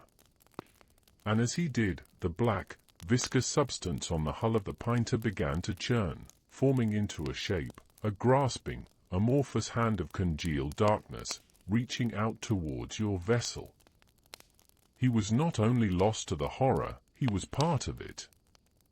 The very leader of your expedition, the man who brought you to this new world, was now guiding the monstrous inhabitants of the old world to consume you. The sight of Columbus, his eyes glowing with that unholy phosphorescence, speaking the alien tongue of the deep, was the final, crushing blow to any lingering shred of hope. The horror was no longer external, it had infected the very heart of the expedition. The black, viscous tendril extending from the Pinta towards your ship, guided by the very hand of the Admiral, made it clear, you were not just being hunted, you were being delivered. It was a betrayal so profound it defied comprehension. Panic erupted on the Nina. Sailors screamed, pushing against each other, desperate to put distance between themselves and the incoming horror. But there was nowhere to go. The becalmed ocean held you captive, the glowing shapes below circling with chilling patience. The air crackled with malevolent energy, and the metallic, sweet stench was now overwhelming, a choking miasma that made your lungs burn. The tendril from the Pinta moved with terrifying speed, a solid, glistening rope of darkness, propelled by some unseen force. It slapped against the Nina's hull with a sickening thud, then began to snake upwards, testing the wood, its surface undulating with an internal, pulsing light. You could hear the faint, wet-sucking sound as it adhered to the planks, slowly spreading its dark, living membrane across your ship. The Nina shuddered under its alien touch, a groan of protest from its very timbers. Below deck, the moans of the sick crewmen intensified, rising to a desperate crescendo, as if they, too, felt the encroaching darkness. Their weakening cries were a haunting counterpoint to the terrifying silence of the becalmed sea and the wet, slithering sounds of the tendril taking hold. You knew, with a certainty that chilled you to your bones, that whatever was coming for you was not merely interested in the living, it was interested in the dying, in the very essence of life itself. As the black tendril began to pull the two ships closer, the phosphorescent forms below the Nina flared, their lights casting monstrous, distorted shadows on the deck. You saw fleeting glimpses of their immense, segmented bodies, their glowing red eyes, and the impossible angles of their forms. They were preparing for their feast, their living implements already reaching out. It was a terrifying, beautiful dance of predation, orchestrated by the very man who had promised you glory. The crew of the Nina, battered and broken, now faced a choice: succumb to the creeping horror, or make a desperate, perhaps futile, stand. Fear, however, can be a strange catalyst. For some, it paralyzes. For others, it ignites a desperate, primal defiance. A grizzled old boatswain, his face streaked with tears and grime, suddenly let out a roar of pure, unadulterated rage. His mad, he bellowed, pointing a trembling finger at Columbus on the Pinta. The Admiral is lost. We fight for our lives. His cry, though ragged, seemed to stir something in the remaining sailors.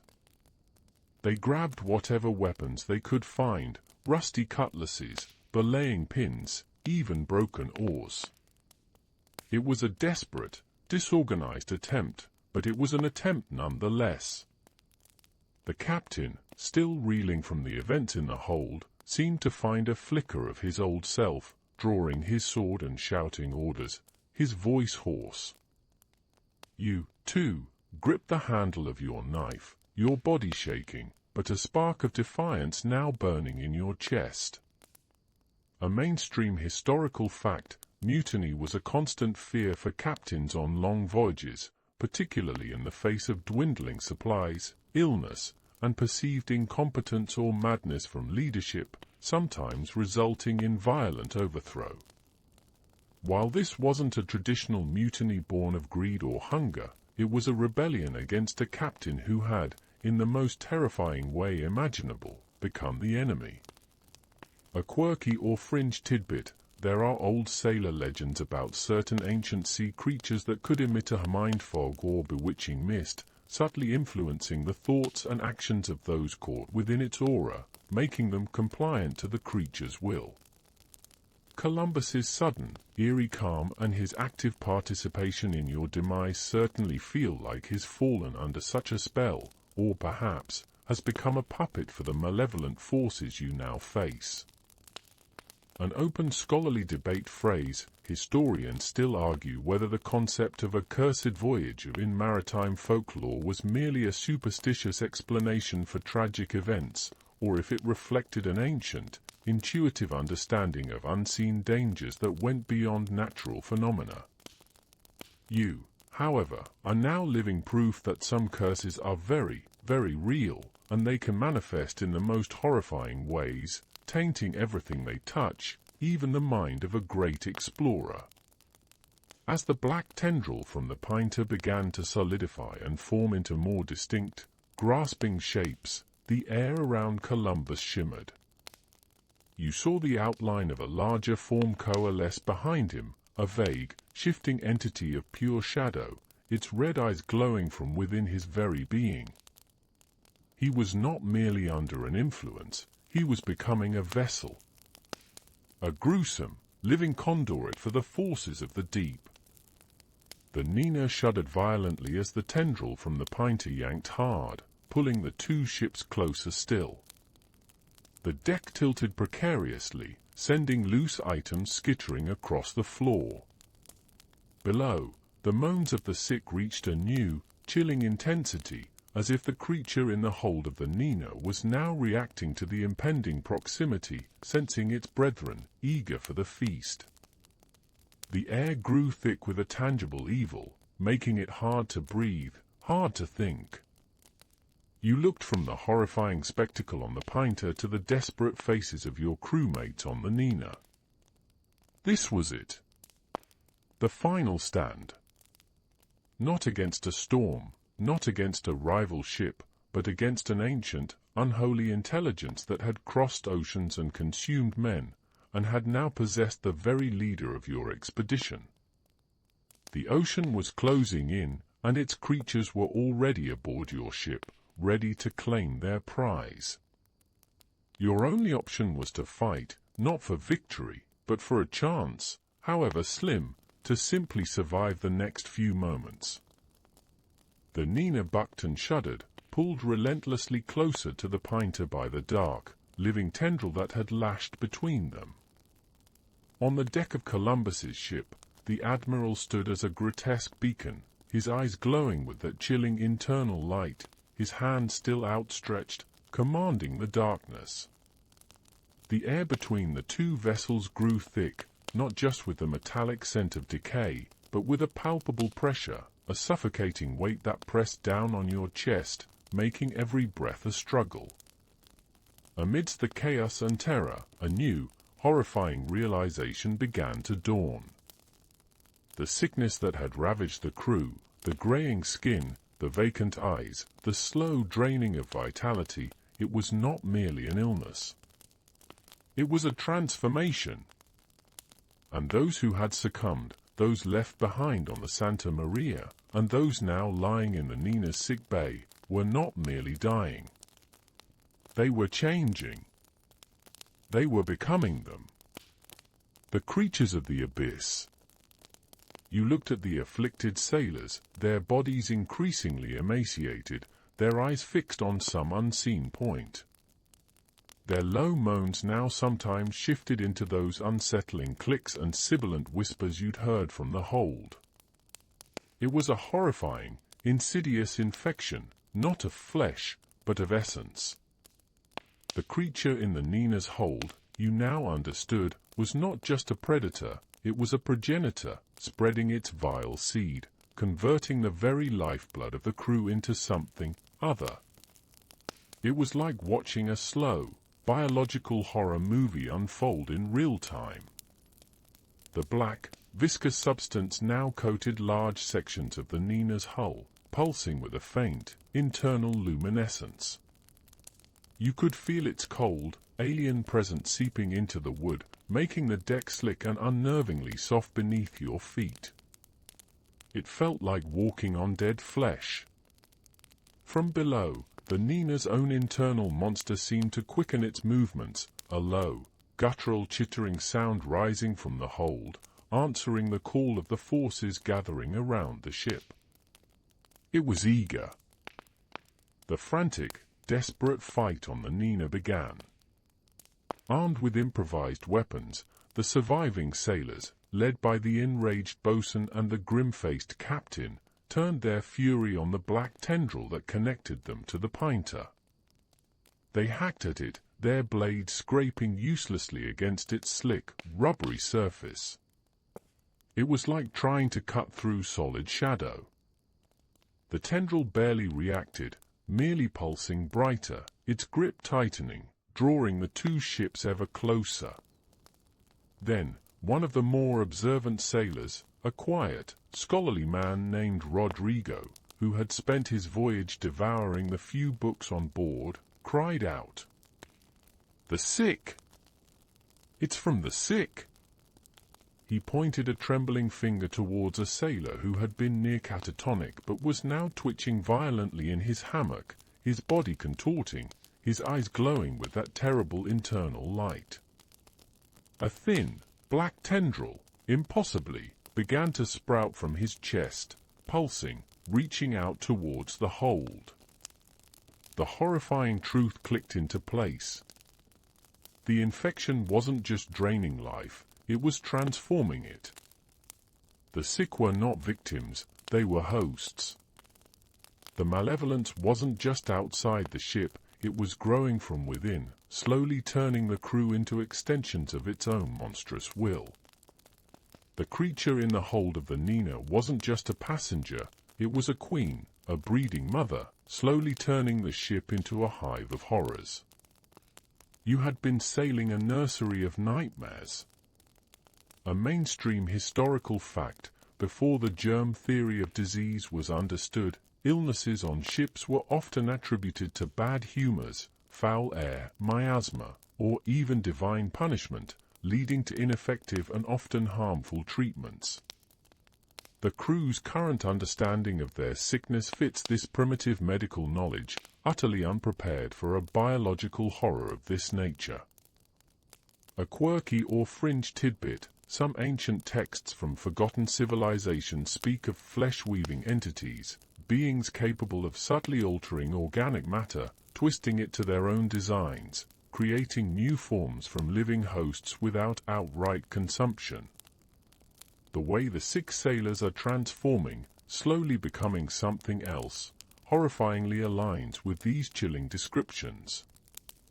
An open scholarly debate phrase, historians still argue whether the numerous accounts of phantom ships or ghost crews that were found adrift with no living souls aboard were merely the result of natural disaster and starvation, or if they hinted at more inexplicable, perhaps supernatural, phenomena. You now realize that phantom might not mean empty. It might mean something far, far worse, a ship filled with transformed horrors, sailing aimlessly, waiting for the next ship to drift into its path. As Rodrigo shouted his realization, the internal chittering from the Nina's hold intensified, becoming a chorus of eager, wet sounds. The black tendrils from the Pinta solidified further, no longer just a connecting rope, but forming a crude, clawed hand, reaching for the Nina's railing, preparing to pull itself aboard. On the Pinta, Columbus's glow intensified, and his empty gaze seemed to bore into your very soul. The few remaining healthy sailors, upon hearing Rodrigo's horrifying revelation, recoiled in disgusted terror from their sick shipmates, abandoning their futile attack on the tendril. The captain, seeing the true nature of the enemy within their own ranks, made a desperate, agonizing decision. "Fire the ship," he roared, his voice hoarse with despair. "Burn it! Burn them all!" It was a terrible, desperate solution, a self-immolation to prevent the spread of the horror. You stared at him, aghast. To burn your own ship? To burn your own crew, even the sick, to prevent their transformation? But the alternative, to let this insidious horror consume them all and spread further, was unthinkable. You looked from the approaching tendril to the transformed sailors below deck, hearing the chittering from the hold. It was a choice between a horrifying death and a horrifying future. The crew, despite their terror, understood. They began to frantically gather torches, oil, anything flammable. The Nina groaned again, a deep, internal shudder, as the tendril from the Pinta finally latched onto its railing, its black, multi-jointed fingers digging into the wood. The glowing forms below swirled faster, rising closer to the surface. The creature in the hold began to emit a high-pitched shriek, a sound of anticipation, of triumph. Your only hope of preventing this monstrous infection from spreading was to destroy the ship and everything on it, including yourselves. The final act of this nightmare voyage was about to begin. The captain's desperate command hung in the air, a death sentence for your ship, and perhaps for yourselves, but also a final act of defiance against the encroaching horror. "Burn it," he'd roared, his voice cracking with a despair that mirrored your own. The realization that the sick were not merely dying but transforming, becoming extensions of the abyss, spurred a frantic, terrible energy among the survivors. Better to die by fire than become one of them. Better to destroy this vessel, this incubator of nightmares, than allow the infection to spread. Black, oily tendrils from the Pinta were now firmly latched onto the Nina's railing, their surfaces slick and pulsating with a malevolent light. They pulled, slowly, inexorably, drawing the two ships closer. On the Pinta, Columbus stood, a grotesque statue of betrayal, his glowing eyes fixed on your doomed vessel, his hand still outstretched, a puppet master directing the horrific dance. The creatures beneath the Nina swirled faster, their phosphorescent glow intensifying, illuminating glimpses of their immense, multi-eyed forms as they rose closer to the surface, anticipating their final, combined feast. The surviving crew members, driven by a primal need to prevent the spread of the unspeakable, moved with grim purpose. Torches were lit, their flames flickering weakly in the oppressive, still air. Barrels of oil, lamps, anything that would burn, were dragged onto the deck. The ship groaned, a deeper, more resonant sound now, as the tendrils from the Pinta dug deeper into its wood, preparing to pull themselves aboard. From the hold, the chittering and wet slithering intensified, a sound of eager anticipation from the creature within, as if it sensed the impending contact with its brethren, and the fresh influx of corrupted life. You grabbed a lamp, your hand shaking, the glass warm against your cold skin. The metallic, sweet stench was overwhelming now, a taste of cloying decay in your mouth. The deck felt strangely soft beneath your feet, almost spongy, as if the black, viscous substance clinging to the hull was already permeating the ship's structure. You could almost feel the tendrils of the abomination within the Nina reaching, burrowing, eager to connect with the external horrors. The captain, his face resolute despite the terror in his eyes, gave the final order. "Now! To the longboat! And then, fire!" It was a desperate gamble, to set the ship ablaze and escape in the tiny longboat, hoping the fire would consume the creatures before they consumed you. A small, almost laughable chance, but it was all you had. As the first flames licked at the dry wood of the deck, fed by spilled oil, the black tendrils from the Pinta reacted. They recoiled slightly, their surface hissing and smoking, clearly averse to the heat. It was a momentary victory, a fleeting spark of hope. But then, from beneath the Nina, the high-pitched shriek of the deep-sea creatures intensified, and the phosphorescent forms below surged upwards, slamming into the hull, their forms briefly visible through the water. They were impossibly large, their mouths filled with rows of glowing red eyes instead of teeth, their sleek, dark bodies rippling with an unholy power. The impact shook the ship violently, throwing several sailors to the deck. The monster in the hold let out a furious roar, a sound that vibrated through your bones, a sound of thwarted hunger. You saw more black tendrils erupting from the ship's interior, lashing out through cracks in the deck, seeking to ensnare the remaining crew. The sick sailors, lying below, began to scream, their moans turning into alien, guttural cries as their transformations accelerated, fueled by the proximity of the external horrors. A mainstream historical fact, fire was an ever-present danger on wooden ships, often caused by cooking accidents, lightning strikes, or intentional acts like scuttling, and could lead to rapid, catastrophic destruction if not contained immediately.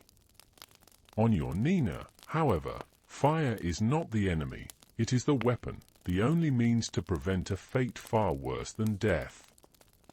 A quirky or fringe tidbit, some alchemical texts spoke of a living fire or purifying flames that could consume not just matter, but also spiritual or ethereal contaminants, burning away corruption where mundane fire would fail.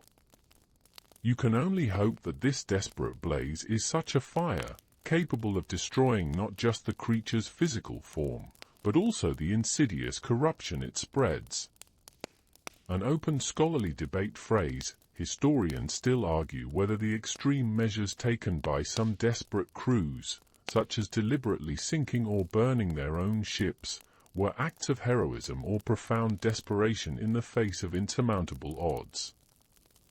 For you, it is both a desperate act of survival and a final, grim refusal to allow this ancient horror to spread to the world you left behind. As the flames spread, the black substance on the hull began to bubble and hiss, shrinking back from the heat, revealing glimpses of the ship's original timbers beneath. The tendrils from the Pinta slowly began to loosen their grip, twitching and recoiling from the inferno.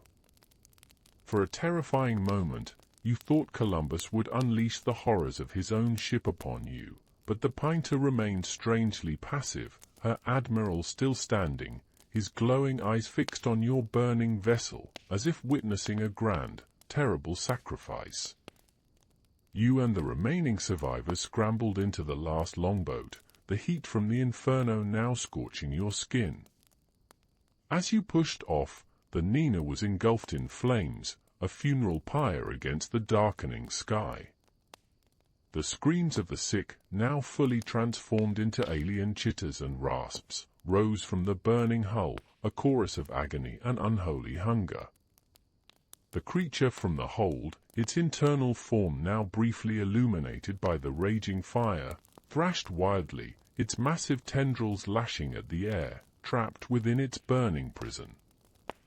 The phosphorescent creatures below the Nina recoiled from the intense heat, their glowing forms scattering into the deeper darkness of the ocean, momentarily driven back by the sheer, destructive force of the fire.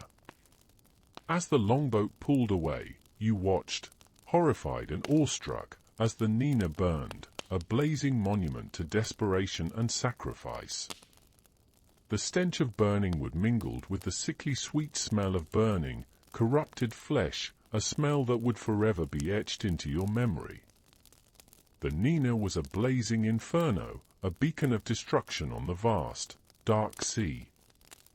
The mast collapsed in a shower of sparks, the sails turning to ash, and the hull groaned and split, finally succumbing to the heat. With a final, explosive roar, the Nina plunged into the depths, taking with it the creature and its corrupted hosts, a fiery tomb swallowed by the cold embrace of the ocean.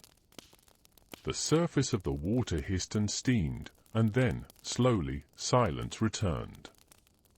The Pinta remained, a dark, silent silhouette in the distance, Columbus still standing at its prow, watching your grim escape. You had survived the ship, but the ocean still lay before you, vast and dark, and you were adrift in a tiny longboat, the only witnesses to a horror no one would ever believe. The fiery maw of the ocean swallowed the Nina, leaving behind only a plume of smoke that quickly dissipated into the vast, indifferent sky, and a lingering, acrid smell of burning wood and something indescribably foul. The light from the inferno vanished, plunging you back into the oppressive gloom of the open sea. The silence that followed was profound, deeper than before, broken only by the rhythmic splash of your oars and the ragged breathing of the few survivors huddled in the longboat. You were adrift, a tiny speck on an infinite canvas of dark water, the only witnesses to a horror that defied all reason and comprehension. The Pinta, with Columbus still standing eerily at its prow, remained a dark, silent silhouette on the horizon, neither approaching nor retreating. It was an ominous presence, a constant reminder that not all of the darkness had been consumed by the flames. The Admiral, now clearly an instrument of the very entities he sought to discover, continued to watch, his glowing eyes a cold, distant judgment on your desperate escape. You pulled at the oars, your muscles screaming, desperate to put as much distance as possible between yourselves and that accursed ship. You dared not look back again. Days blurred into an indistinguishable nightmare of thirst, hunger, and unrelenting fear. The sun rose and set, painting the sky with mockingly beautiful colors, only to plunge you back into the chilling embrace of the night. The ocean remained stubbornly calm, offering no wind to fill a sail you no longer possessed, forcing you to rely on the meager strength left in your bodies to propel the longboat forward. Your hands blistered, your arms ached, and your throat was raw from thirst. Each stroke was an act of desperate will, pushing against the vast, empty indifference of the sea. The survivors were a grim collection of haunted faces. Rodrigo, the scholarly man, stared into the water, muttering to himself about ancient texts and forbidden knowledge. The boatswain, once so full of rage, was now quiet, his eyes hollow, occasionally letting out a choked sob. The captain, though still trying to maintain an air of command, was clearly broken, his gaze frequently drifting to the distant, unchanging silhouette of the Pinta. The unspoken question hung heavy in the air: had you truly escaped, or merely prolonged the inevitable? As the days turned into weeks, the hope of rescue dwindled to a faint flicker. You saw no other ships, no signs of land. It was as if you had sailed off the very edge of the world, into a realm forgotten by man. The sea itself seemed to be waiting, patiently, for you to succumb. You rationed the last drops of water, your lips cracked and swollen, your mind beginning to play tricks on you. You saw shifting shapes in the waves, heard distant whispers carried on the non-existent wind. Was it dehydration, or was it the lingering presence of the creatures, still out there, stalking you from the depths? You remembered Mateo's words, the old sailor who spoke of ancient things, of the western waters that carried the stench of forgotten horrors. He was right. So terribly, horribly right. You now carried that stench within you, on your clothes, in your memory, a permanent scar from a voyage that had promised discovery but delivered only despair. The world you thought you knew, the world of maps and known continents, had shattered, revealing a deeper, more terrible reality beneath. A mainstream historical fact, open boat survival, particularly after a shipwreck, was incredibly rare in the age of exploration, with starvation, exposure, and dehydration being the primary causes of death, and cannibalism not unheard of in extreme circumstances. As you face the vast, empty ocean, these stark realities weigh heavily on your mind, adding to the layers of existential dread. A quirky or fringe tidbit, there are accounts in various cultures of cursed crews or doomed ships that, even after surviving encounters with monstrous elements, were forever marked, experiencing misfortune or a lingering sense of dread that followed them ashore, unable to truly escape the horrors they witnessed. You know, with a chilling certainty, that even if you reached land, this voyage would never truly end for any of you. You would carry its darkness within. An open scholarly debate phrase, historians still argue whether the concept of the seafaring ghost in maritime folklore, often appearing on distant horizons, was purely a psychological phenomenon brought on by isolation and fear, or if it had some basis in unexplained phenomena. As you glance back, the distant, unchanging silhouette of the Pinta, with its unholy admiral, feels less like a ship and more like a permanent fixture of your nightmare, a ghost ship watching your final, agonizing struggle. One evening, as the last vestiges of twilight faded, the Pinta finally disappeared. Not by sailing away, but by slowly, imperceptibly, sinking beneath the waves. There was no sound, no dramatic plunge, just a slow, silent descent, as if the ocean itself was finally reclaiming its corrupted vessel. The glowing eyes of Columbus, still visible for a moment, seemed to meet yours across the vast expanse, a final, chilling farewell, a promise that the darkness had merely retreated, not vanished. And then, only empty, unmarred horizon.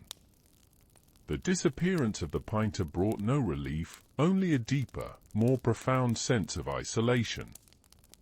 You were truly alone now, the last remnants of a doomed expedition, adrift on an ocean that held secrets far older and more terrifying than any land. The fear of being pursued by the creature from the Nina or the entities from the depths was replaced by a more insidious, soul-crushing dread, the realization that the world itself was a far more perilous place than you had ever imagined, teeming with unholy life that lay just beyond the veil of human perception. You drift now, tired, broken, but undeniably alive. The whispers from the deep are faint, but still there, a constant hum in the back of your mind. The metallic, sweet stench is still present, a ghost of memory. You close your eyes, trying to conjure the image of a warm hearth, a familiar face, anything to dispel the chilling reality of your situation. But all you see are glowing red eyes in the dark, and the twisted, ancient forms of creatures that should not be. The voyage is almost over, in one way or another. Whether you find land, or the ocean finally claims you, the story of Columbus's fateful voyage, and the dark creatures it revealed, will be a silent, chilling testament to the true horrors that lie beyond the known world. And you, dear listener, have been there every terrifying step of the way. And now, as the last echoes of that chilling tale fade, feel the gentle hush descend around you. The vast, cold ocean, with its ancient, unfathomable depths, begins to recede from your mind's eye. Let the images of shadowy creatures and cursed ships slowly dissolve, like mist on a calm morning. The distant horizon softens, blurring into the peaceful dark of your room.